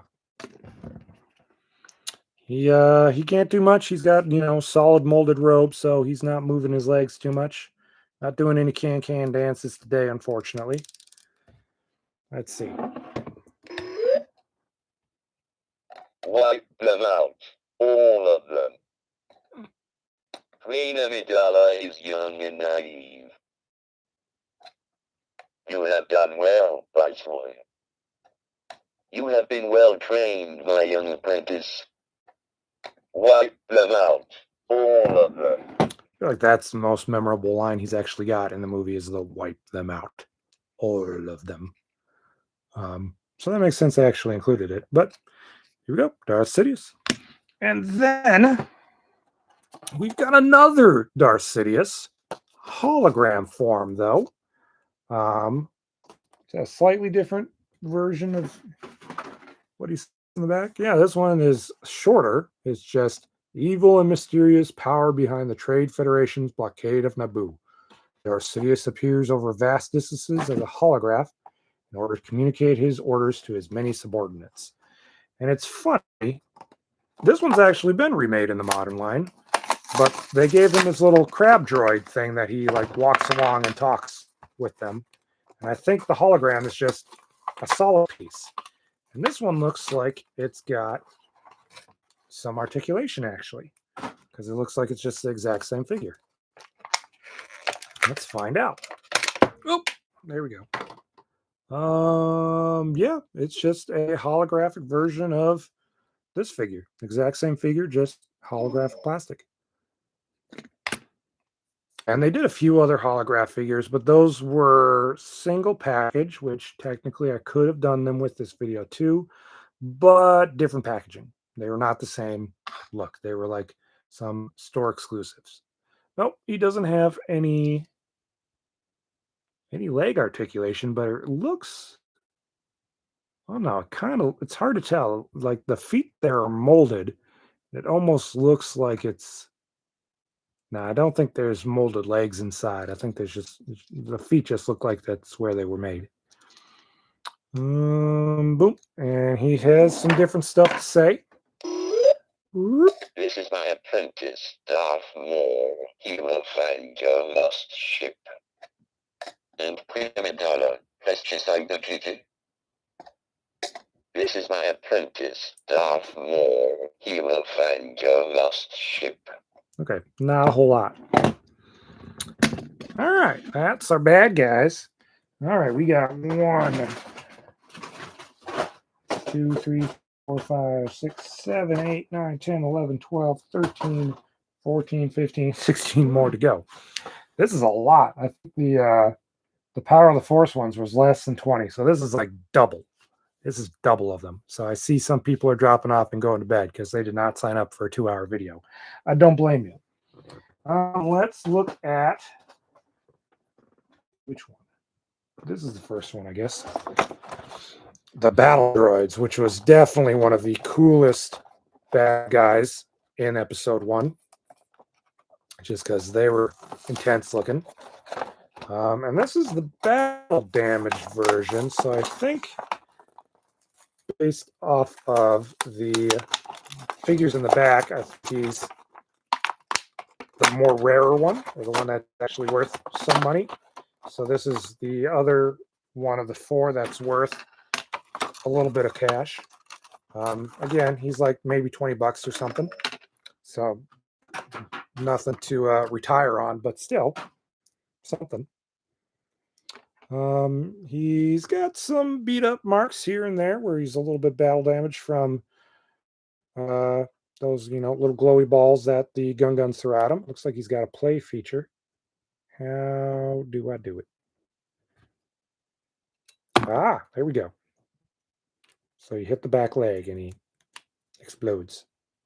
Whoop. It just took out Palpatine. Hey, I just saved us for the rest of the prequels. Yep, this isn't bad. They've done battle droids a couple of times. There's really not much more to do articulation-wise with them.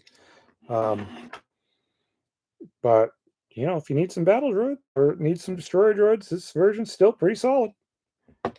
Let's see. For this character that doesn't talk, what does he say? Master, destroyers! That's the same thing that Obi-Wan said. That is very long. So some repeated dialogue, seems They're like. shield generators!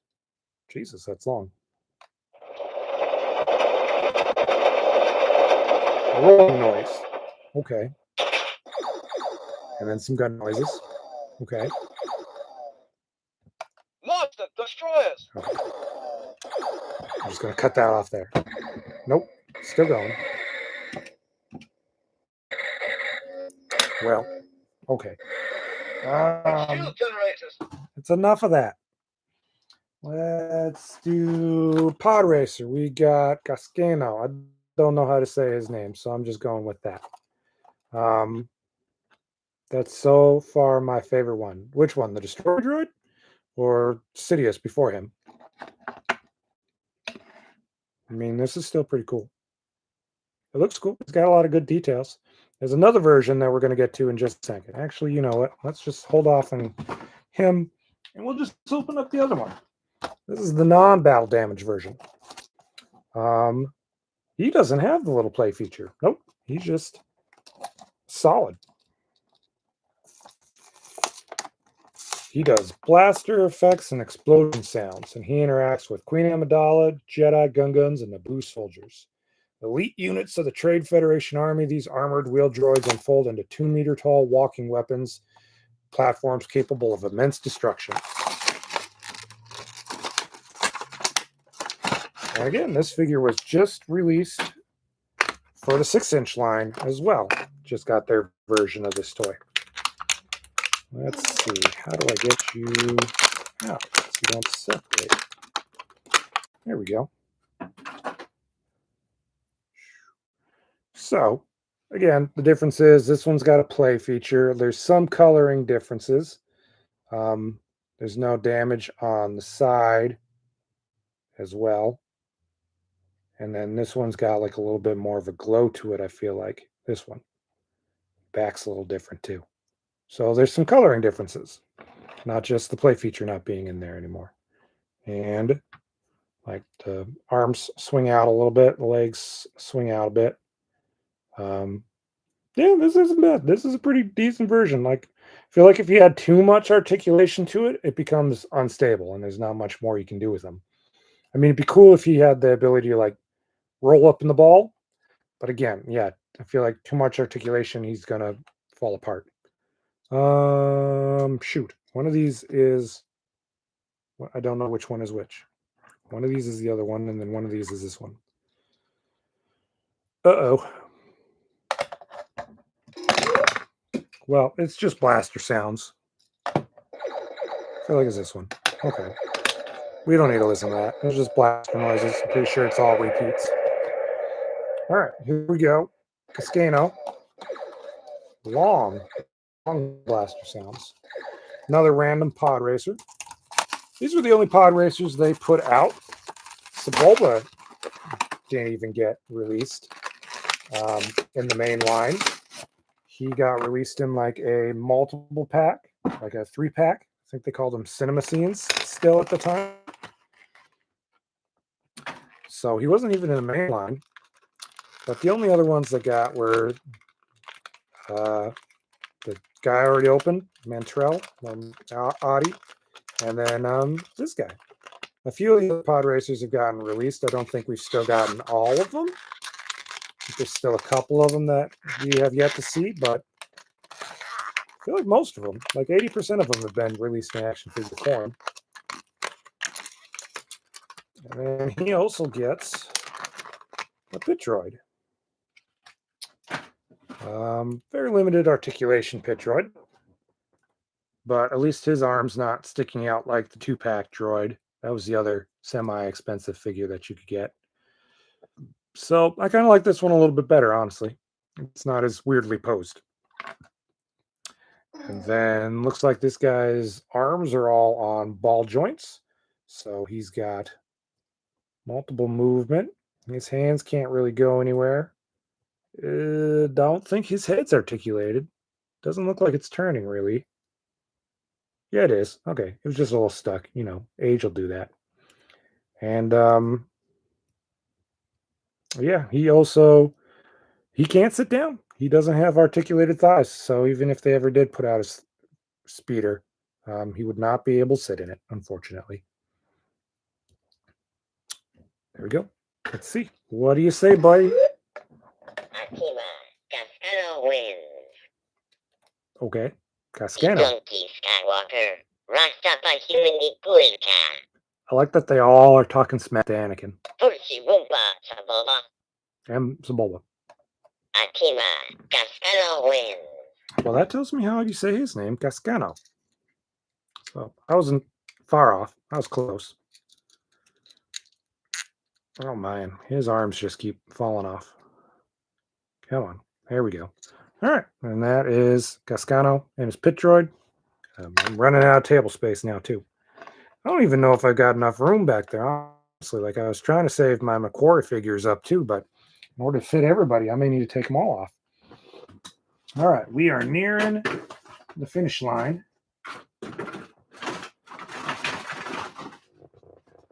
Oh, I moved it over. Let's see who we want. Let's do Queen Amidala Battle Gear. Open up this one real quick. This is a terrible likeness. I think this is the worst sculpt so far. It just is too makeup heavy. I think they were trying to make it appealing to girls, and it just looks bad. And her eyes are just bad too. Really bad. Well, let's open it up.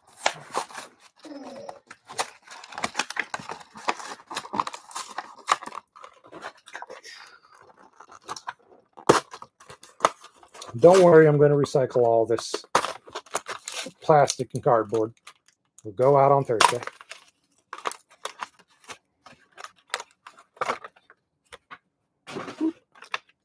Recycling company is going to be really confused seeing all those old wrappers in a container in a few days from now. Again, this is a tiny gun. There's no way any of these are still around once you open them as a kid. She can't really hold them well either, it looks like. Yep, there it goes. They did not mold her hands properly to hold these guns. This is terrible. Terrible. How are you doing this? Terrible. But this figure was also just recently upgraded to the 6-inch Black Series line too. This same look and appearance. And the face on that one isn't great, in all honesty. Maybe it'll look better in person, but all the promotional images are not fantastic, considering they did like a clone or Attack of the Clones version of Padme that was real spot on and a really great likeness of Natalie Portman. But there we go. There's Queen Amidala. Not a whole lot of great articulation, and the face is just awful. The rest of the figure is all right. And then I believe they've updated this version too, or at least one with a little bit better of articulation when the 3D version came out. Here we go. If we do not act quickly, all will be lost forever.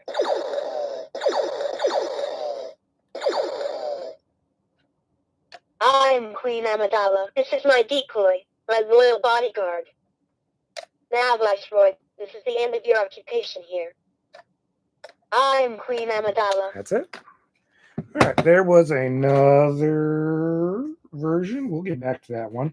Let's look at her Padme, her decoy, her royal bodyguard. This one, again, was not one I owned, but my sisters definitely had it. So it was around for sure. The face is not great on this one either. They had trouble with Natalie Portman, it looks like. Some real trouble with Natalie Portman.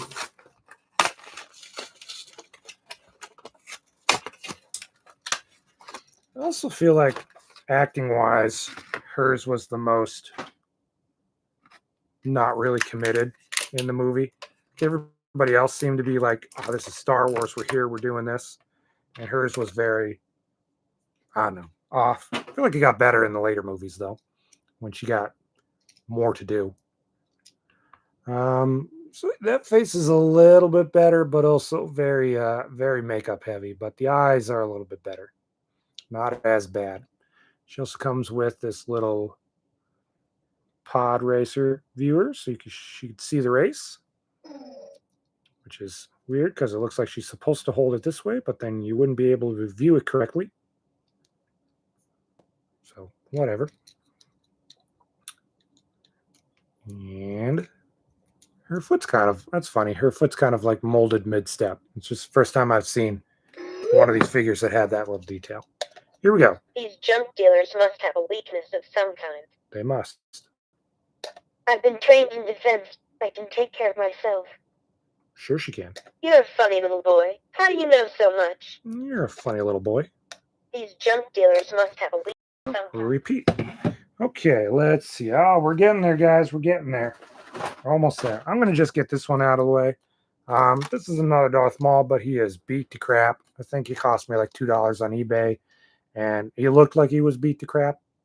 But then when he finally got there, I realized he was more damaged than I intended. So I meant to order a different one that was a little bit better shape than this one that's been crushed and like waterboarded.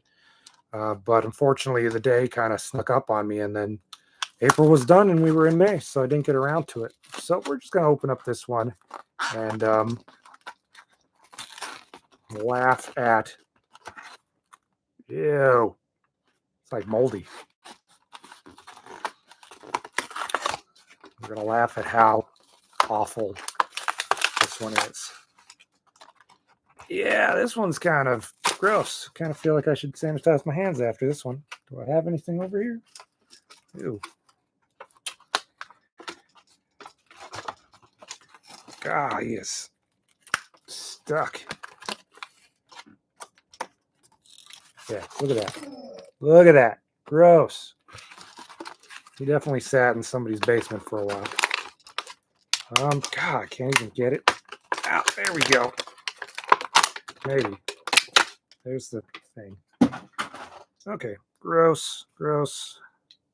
Looks like there's water trapped in there. I doubt this one even works.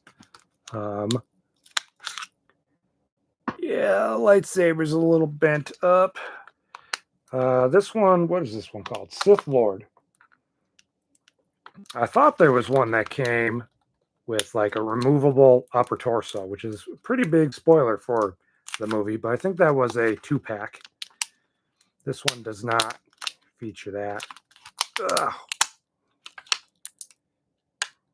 Yeah, probably gonna donate this one to somebody's kid because this one is very messy.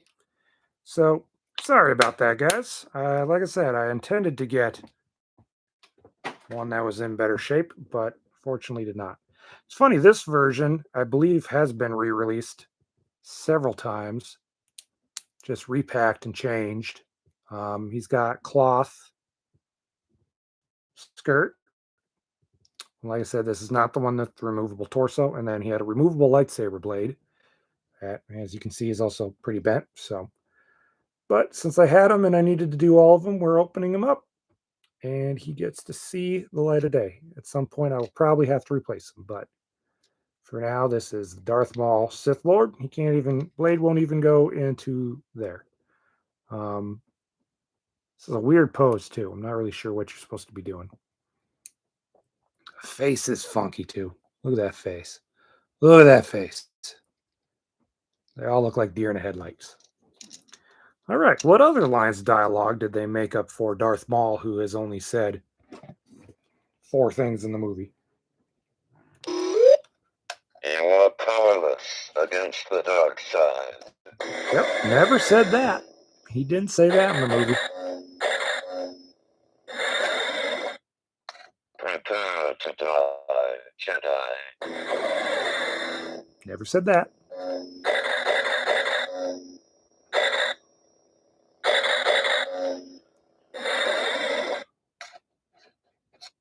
You are no match for the Sith. They all get the same lightsaber blade treatment, I guess.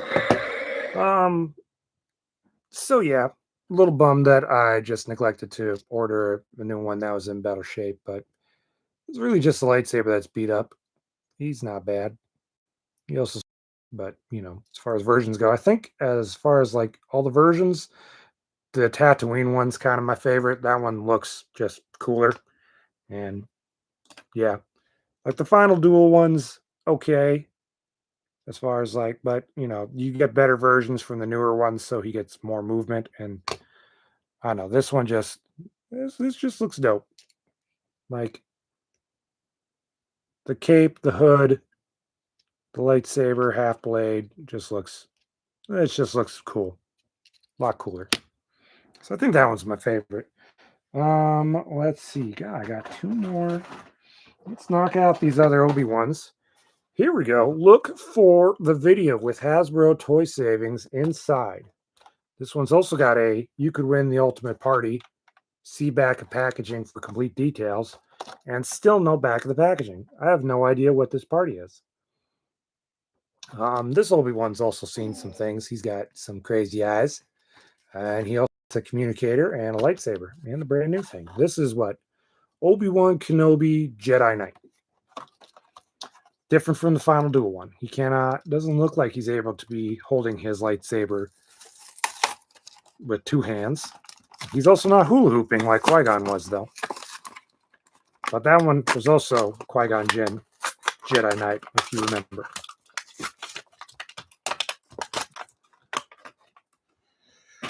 And I did not have this Obi-Wan either. You know, the more I open these, the more I realized, we lost the comm link, guys. We lost the comm link.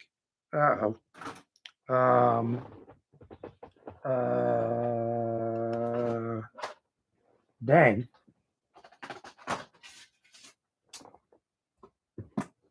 I don't even have like that thick carpet. How do I not see it? Oh, there it is. And there goes Obi-Wan. All right, we got it. Found it. There's a little comm link.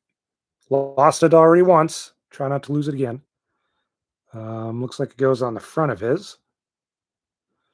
As I was saying before that happened, I feel like the more of these I open, the more I realize I really didn't have these many or that many Episode 1 figures when I was a kid.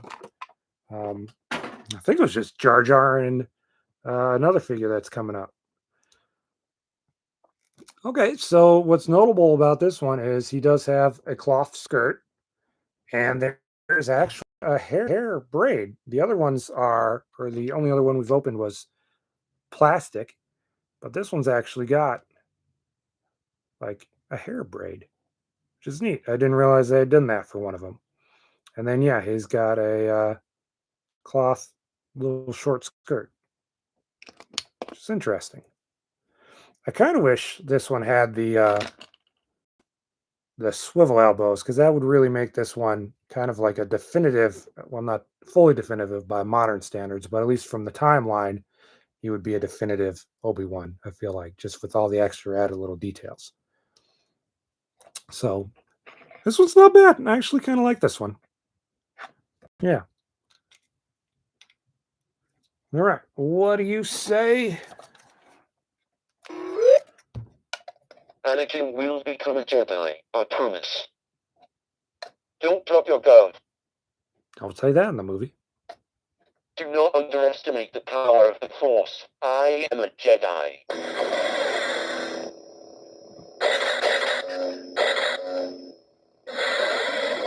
Pretty sure that's it. One more? Prepare to die, Sith. Nope. He had 4 lines. I'm pretty sure that's it. I don't think he had 5. Right? Yep, just 4. All right. let's go ahead and open up the last Obi-Wan. We've got Obi-Wan Naboo. This one comes with the lightsaber and the handle. Brand new.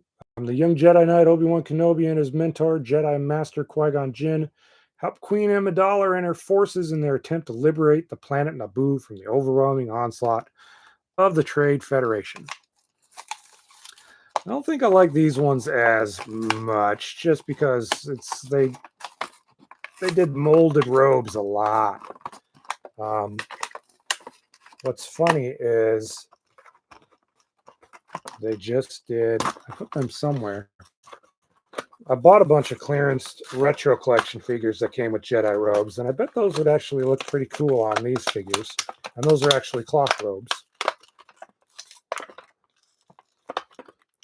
Right? I'm kind of surprised there was, that hair braid caught me off guard.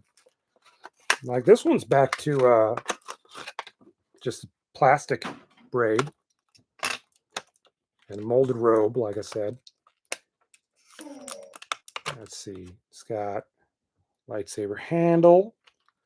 We'll attach that to him somewhere. Looks like right here on his belt. In there. Come on. There we go. Boom. We've got some messy plastic and a really loose joint here. And for some reason, this hand's like a different color. Weird. Oh, because this is a separate plastic and this is probably like brown painted flesh tone. And this is an added like wrist articulation. So he's got a little bit of bonus articulation. That's kind of nice.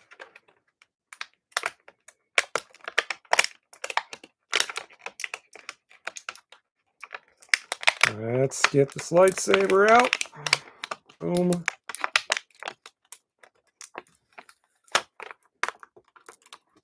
There we go. That's kind of like I'll put his lightsaber in this hand because that looks more like he's trying to Jedi mind trick or force push somebody with that hand. So there we go. There we go. Obi-Wan Naboo. Doing a little Jedi trick. Let's see what this Obi-Wan says. This is the last Obi-Wan we got tonight. Master, destroyers! I think we had one of them say that already. Or it was on the destroyer droid comm chip. They're shield generators! Yeah, that one we've had already. It's an invasion army. How do you think this trade viceroy will deal with the Chancellor's demands? Oh. Yes, Master. Mm-hmm. What's he pointing at? He's pointing at that thing over there. I could recreate the Spider-Man meme with, you, and then where's Boss Nass? You gotta put your hand up. There you go. Boss, point, you. Was it you? It's you. Who stuck their hand in the cookie jar? You. Somebody. I'm running out of space here. There's only so much desk space. All right, let's go ahead and knock out the last Qui-Gon as well, which is also the Qui-Gon Jinn Naboo. He too comes with a lightsaber handle and his lightsaber. Molded robe. Kind of looks like it's got the same exact body, actually. Yeah, I'm pretty sure this is the exact same body, just with like maybe lower torsos, some retooling. So Hasbro's been recycling a lot. It's not a new development, though it's been worse. Qui-Gon Jinn is a wise and powerful Jedi. He discovers young Anakin Skywalker, proving to be a pivotal event in the future of the Jedi. That's already said it on another box. They couldn't do a different one.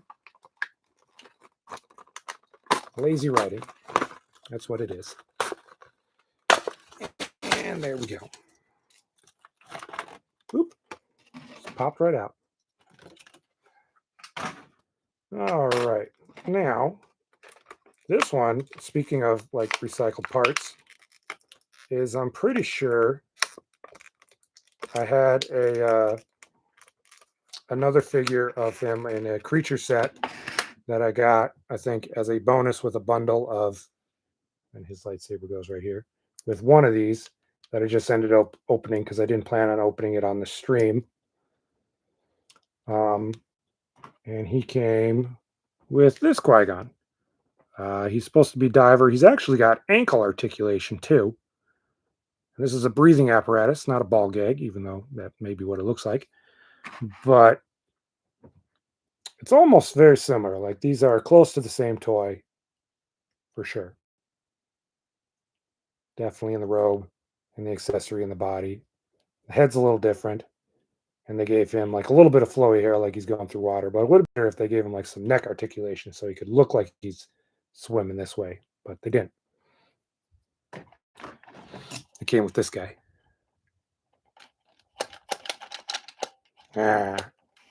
Always a bigger fish. This is actually pretty cool.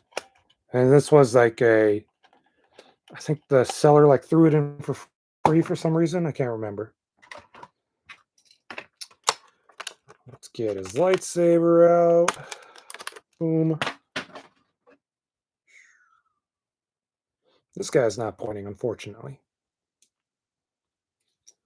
No pointing. Oops. Missed. All right. What say you, Qui-Gon? It's a standoff. Let's go. Battle droids. It's definitely Rune Haako. Sounds just like him. They used that one lightsaber effect on like 12 of these Commtechs. These Federation types are cowards. The negotiations will be short. Negotiations will be short. I I think sense that was an my unusual dad's amount favorite of line. fear for something as trivial as this trade dispute. It's a standoff. Let's go. Dang, that one had a lot of lines. That actually might be a record. Where'd it go? 1, 2, 3, 4. Nope, just 5. So tied with the other one, which I can't remember. I think it was one of the guards that had 5 lines. All right, we're down to the last bit. Let's do another Naboo figure. Here we go. We've got Anakin Naboo. He also comes with a comlink unit because they made a bunch of them. So why not put him with another figure? This one's still got like a security device on it from somewhere. Exceptionally force-sensitive Anakin Skywalker escapes from a life of slavery to pursue his dream of becoming a Jedi Knight. All right, I got to wrap this up real quick because my laptop's about to die. So we're going to knock this out.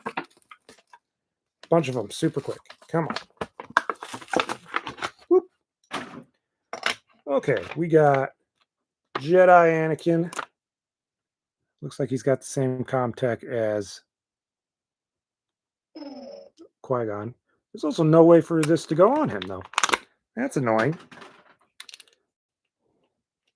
Doesn't even get a lightsaber. There he goes. That sculpt's not bad, actually. That kind of looks pretty solid like Jake Lloyd. Guess he's got to hold this, though. And he can't. Oh, he can. Just a massive set of mitts here for choking and holding comlink units, I guess. There we go. Now he's got to hold that and never ever lose it. He's going to lose it. Or I will lose it. Yep, he already dropped it. Dang it. There it goes. Okay. We'll find it later. We're running out of time. All right. What do you got to say for yourself, Anakin? I will not disappoint you, Obi-Wan. I want to learn the ways of the Force and become a Jedi like Qui-Gon. Come on. I am not afraid. It's not afraid. I will not disappoint you, Obi-Wan. There we go. 4 lines of dialogue. Here we go. We've got not that one. R2-D2. Kind of surprised that they only made him once for this wave, since he's in the movie a lot. Like as far as like flashback or original trilogy character appearances go.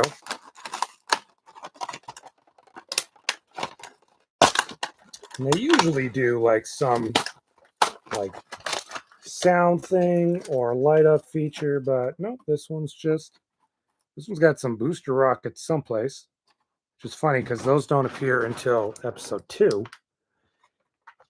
He's also got quite a bit of discoloration. There we go. And how do they don't pop out? No. Oh, and then push up. There we go. And now he's got booster rockets.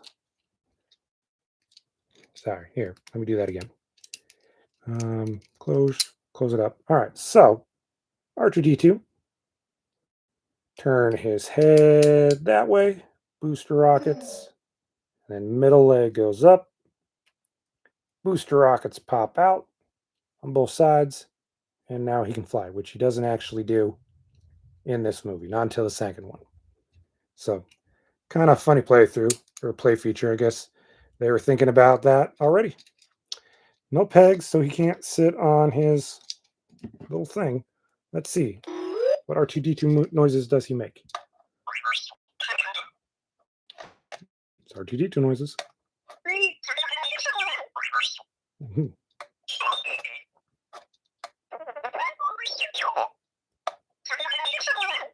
Okay. A bunch of R2-D2 noises. How much life does my computer have? Okay, that's not great. Here we go. Let's do another Astro Droid. R2-B1. They've actually remade this in the newer line. Of course, he doesn't have the chrome since they got away with it. I think that one doesn't have chrome. So for a while, this one was actually worth a bunch because he is the only version you have of him. So he's still worth a decent amount. I don't think quite $20. Somewhere around the like 12, 15 range, somewhere in there. So a little bit more than the rest. Comes with a little holder that he detaches from. Yes, yes, yes. Here we go. I really like the chrome. I really miss that in the modern figures, honestly. Like, I do miss it a lot because this is just so much more cooler. Just makes him look more droid. And then he can attach to his little droid holder. Kind of funny that R2-D2 doesn't come with one. But they did like a 4-pack, I believe, that came with R2, R2-B1, and a couple other droids that got just blown to smithereens when they're trying to save the ship. Let's see. Does he make the same noises? A little different.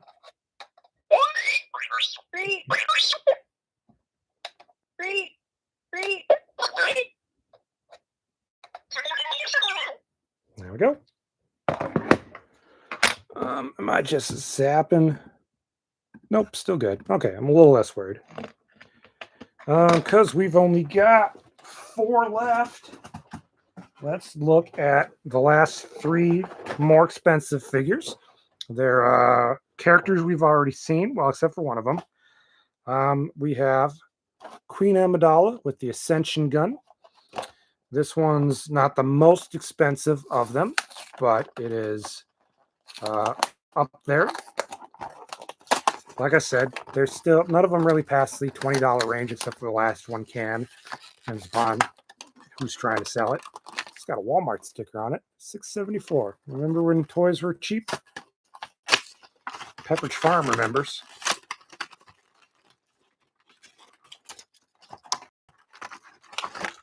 Nope, this one moved around too. Cornered in the palace by battle droids, Queen Amidala and her entourage escape through a palace window. Using ascension guns, the heroes are pulled up to the throne room level, challenge the Viceroy for control of the palace.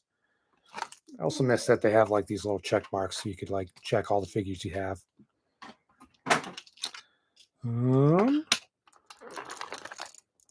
This face is probably a little bit better. Still too much makeup, but at least the eyes are decent. But she's also in like this one pose. Oops. So she's got this ascension gun. It can clip on down here and away. We'll go with this way. There we go. And then she can hold it and then dual hand it, kind of like that guard. Oh, oh.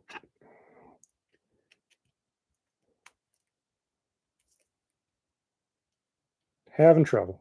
Don't know why so much trouble. There we go. She's also got a cloth skirt on this one, which is a nice addition. So she's got this more actiony pose. Not really much of a play feature because it doesn't like launch, but that would just make a huge bulky gun anyway. So I'm fine with this. So this one's probably also more one of my favorites, just with the added little like cloth skirt and the ascension gun and the pose. Sometimes I kind of like action figures with like built-in poses, but it's got to be a pose, not like Qui-Gon Jinn hula hooping, but like actiony gun shooting pose. Let's see. She does not have a very wide stance, though. What's she got to say? Your Honor, I ask you to help us. Our fate is in your hands. Okay, that's when she's talking to Boss Nass, so not really specific to the scene. She's not even... Yeah, she is dressed like this. The battle is a diversion. The Gungans must draw the droid army away from the cities. Let's go! That was very exciting. Your Honor, I ask you to help us. Our fate is in your hands. There we go. All right. And then we have another Jar Jar Binks. And you're saying, wow, a Jar Jar Binks, it's actually worth money. It's like, yes. Because again, this was a late wave. Oops. So harder to find because they made fewer of them. I think this one came out towards the beginning of the new year, so 2000. So there weren't as many of them. The excitement for the movie had died off. The reviews were coming in. So not as... They just stopped making the toys as much. And this one's actually got like ties in it.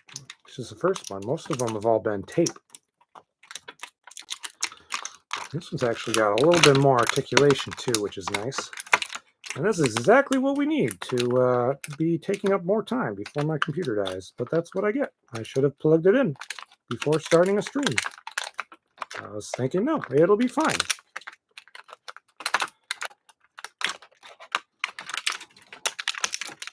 Oop, there we go. All right, we got a little fishy. A little fish for the big fish to eat. Got one more leg I got to free.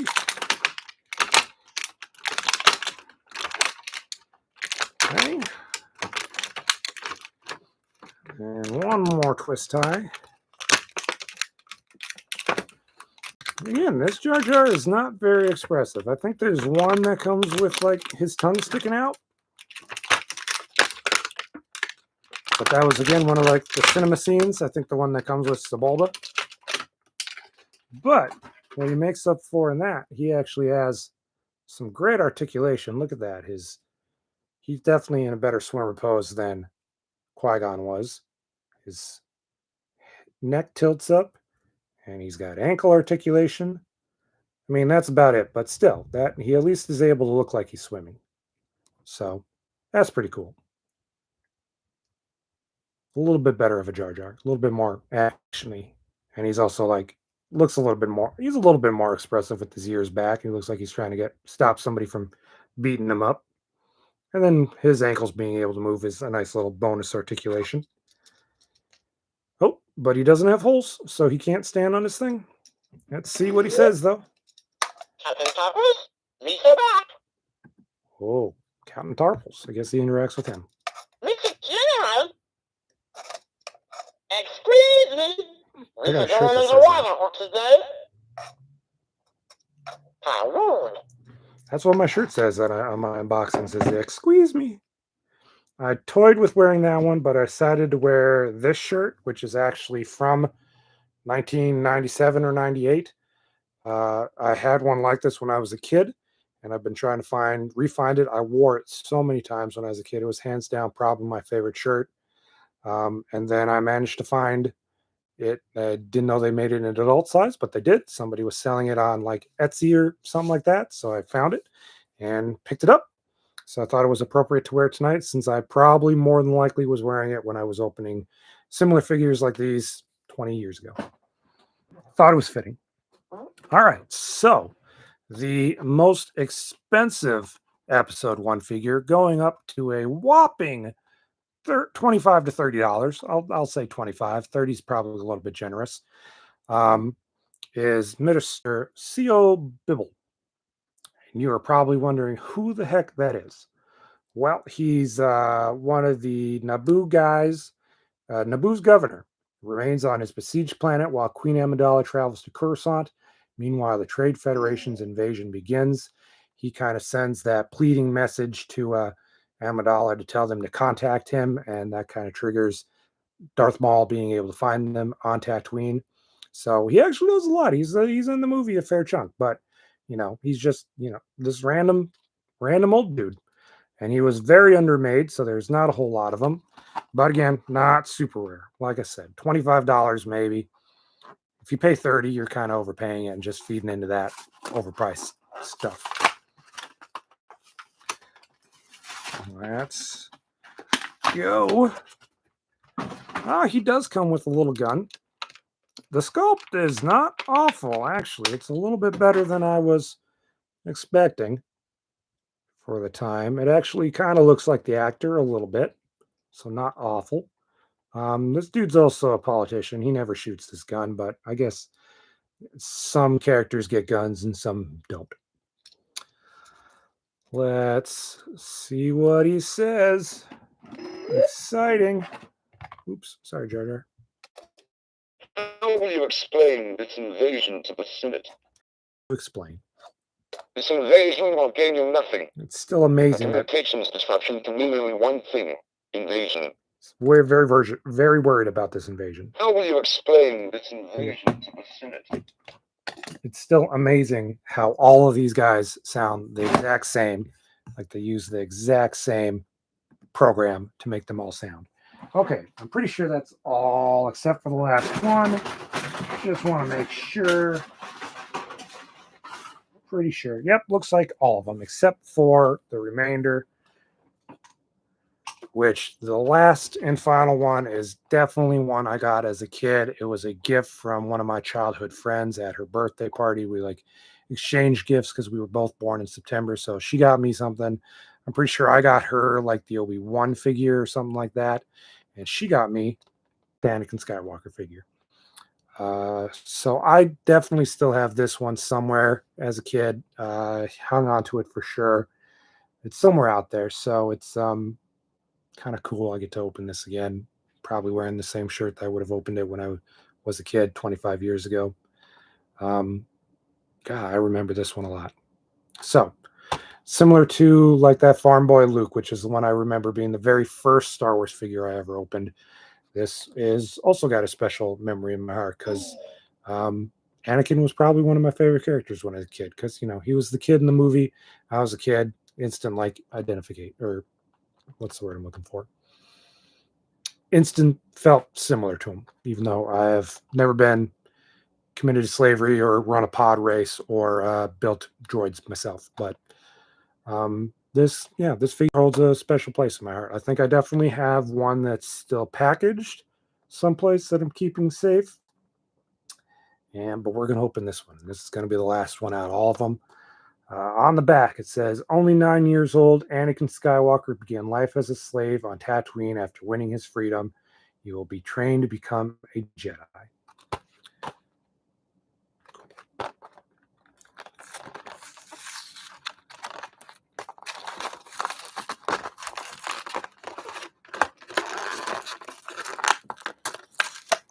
Definitely had the Pepsi can that he was on too, for sure.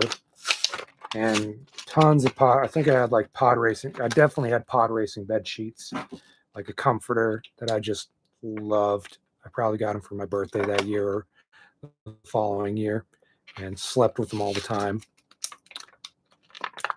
There we go. Here's our other little Anakin. Comes with a little backpack. Slip it on. And man, talk about like an amazing poster, but that original teaser poster with the shadow of Darth Vader as Anakin's walking down Tatooine. It's just a great teaser poster. Probably one of my all-time favorites. I had that poster too. I think I hung it on my bedroom wall or my door a few times, and then Cat jumped up and like tore it down one day. All right. Like, I loved this movie when it came out. It was my childhood for sure. I don't know if I loved it more than the originals, but it was a special experience getting introduced to the originals, and then 2 years later, it's the new one coming out. Like, I can't even imagine. I guess kind of when the episode 7 got announced, it was like the first Star Wars stuff in a while, but so I can kind of identify why that's disappointing. Maybe in 20 years we'll have an appreciation for the Disney movies. Who knows? All right. How much battery I got left? 4%. All right, here we go. Last one. Wizard! There's wizards. They had to be here someplace. I'm a person and my name is Anakin. Also a funny bit of dialogue.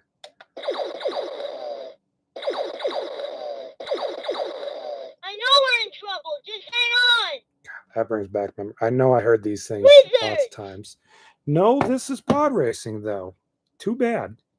Or spinning's a good trick. Maybe there is one. Maybe there's another Commtech chip out there that's got that dialogue on it for another release of one of the multi-packs or something. But there we go. There is Anakin. Yeah, I feel like the prequels are more widely accepted and a little bit more beloved now that they're people have got softer eyes on them after being pretty disappointed with the new ones. So maybe that'll happen again with the Disney, because there's a whole other generation being raised on Star Wars that's fell in love with those movies that may teach us to love them too. I mean, I like episode 7, episode 8, and episode 9. Not too fond of, but yeah, one of these days. So here we go. Here is a chunk of them. Like I said, I kind of ran out of desk space. So here's some more of them over here. So yeah, this is a fun, like if I ever get the rest of them, like the play sets and the other ships and stuff, this is probably like something I'd like to complete one of these days if I ever have the room for it. Who knows if that'll ever happen. But since it's like a firm childhood memory, it's a line that I'd love to, get everything of as a collector. So it's kind of cool that I've now got all these figures and I finally unboxed them and opened them up. It took a bit of a task trying to track everything down, just in the way of I was trying to be frugal financially and buying them in bulk orders and not individually for like $10, $15, because some people still try to think there's money in these and there's just not. So I was trying to be smart about the way I bought them, but then there were, like I said, like Bibble and like the Swimming Jar Jar, and I think a couple others I had to buy individual.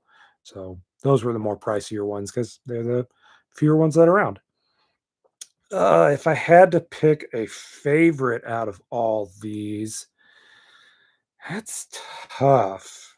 I mean, sentimentally, Anakin's probably my favorite, but I think as far as a new favorite, having just opened these, I kind of dig this Obi-Wan, honestly, with the real hair braid and the cloth skirt. Even though he can only hold one-handed lightsaber, I don't know, it was a pleasant surprise kind of figure. So I like this one, and I think probably this Swimming Jar Jar, I'd say, would be my favorites out of all of them. The ones that the least favorite would be, I don't know. Probably just random Jedi Gallia, just because she is bug-eyed like crazy and is just a forgettable character, so she doesn't do much. And she's got a pink lightsaber or a red lightsaber, so it doesn't really make much sense creative-wise. It goes against the lore, as it were. But I mean, like, still, for being 25 years old, a lot of these figures are still holding up really well. Like I said, they've got some great painting and shading for a lot of them. Like, some of the details are great. Obviously, the sculpts aren't as good as they are now, so you can't really compare. But for the time, I feel like it's pretty solid, and it was an advanced improvement over the Power of the Force wave that kicked off the resurgence of Star Wars toys. Um, this was a fun little memory lane trip, and getting to see all these figures, stuff that I've seen on like that I saw on the shelves back in the day, and see in toy stores and collectors places now for people trying to sell them for stupid amounts of money. Um, so it's fun getting to be seeing all these out of the box and in person and on a desk in front of me. But let me know what ones you guys liked. I'm probably going to have to end the stream, so feel free to comment on the video once it's uploaded and let me know which one you liked, which one was your favorite, which one you disliked, or you think that was stupid. Carlos liked hula hooping Qui-Gon Jinn, so I'd love to hear which one you thought was probably the worst of them. Just let me know. And I'm going to be doing some more videos soon. Like I said, job's coming to an end. So I'm hoping sometime later this May or June, I'll probably get more videos coming out unless I pick up another gig. We'll see. We will see. Until then, thank you guys for tuning in. And it's still May the 4th, depending upon in this time zone, still May the 4th. So definitely have time to watch a Star Wars movie or show or some kind of media if you haven't had a chance yet, or play like a copy of Star Wars Pod Racing or Force Unleashed or something, Jedi Survivor, whatever floats your boat. Go out and enjoy some Star Wars content. And until then, stay safe. Happy hunting.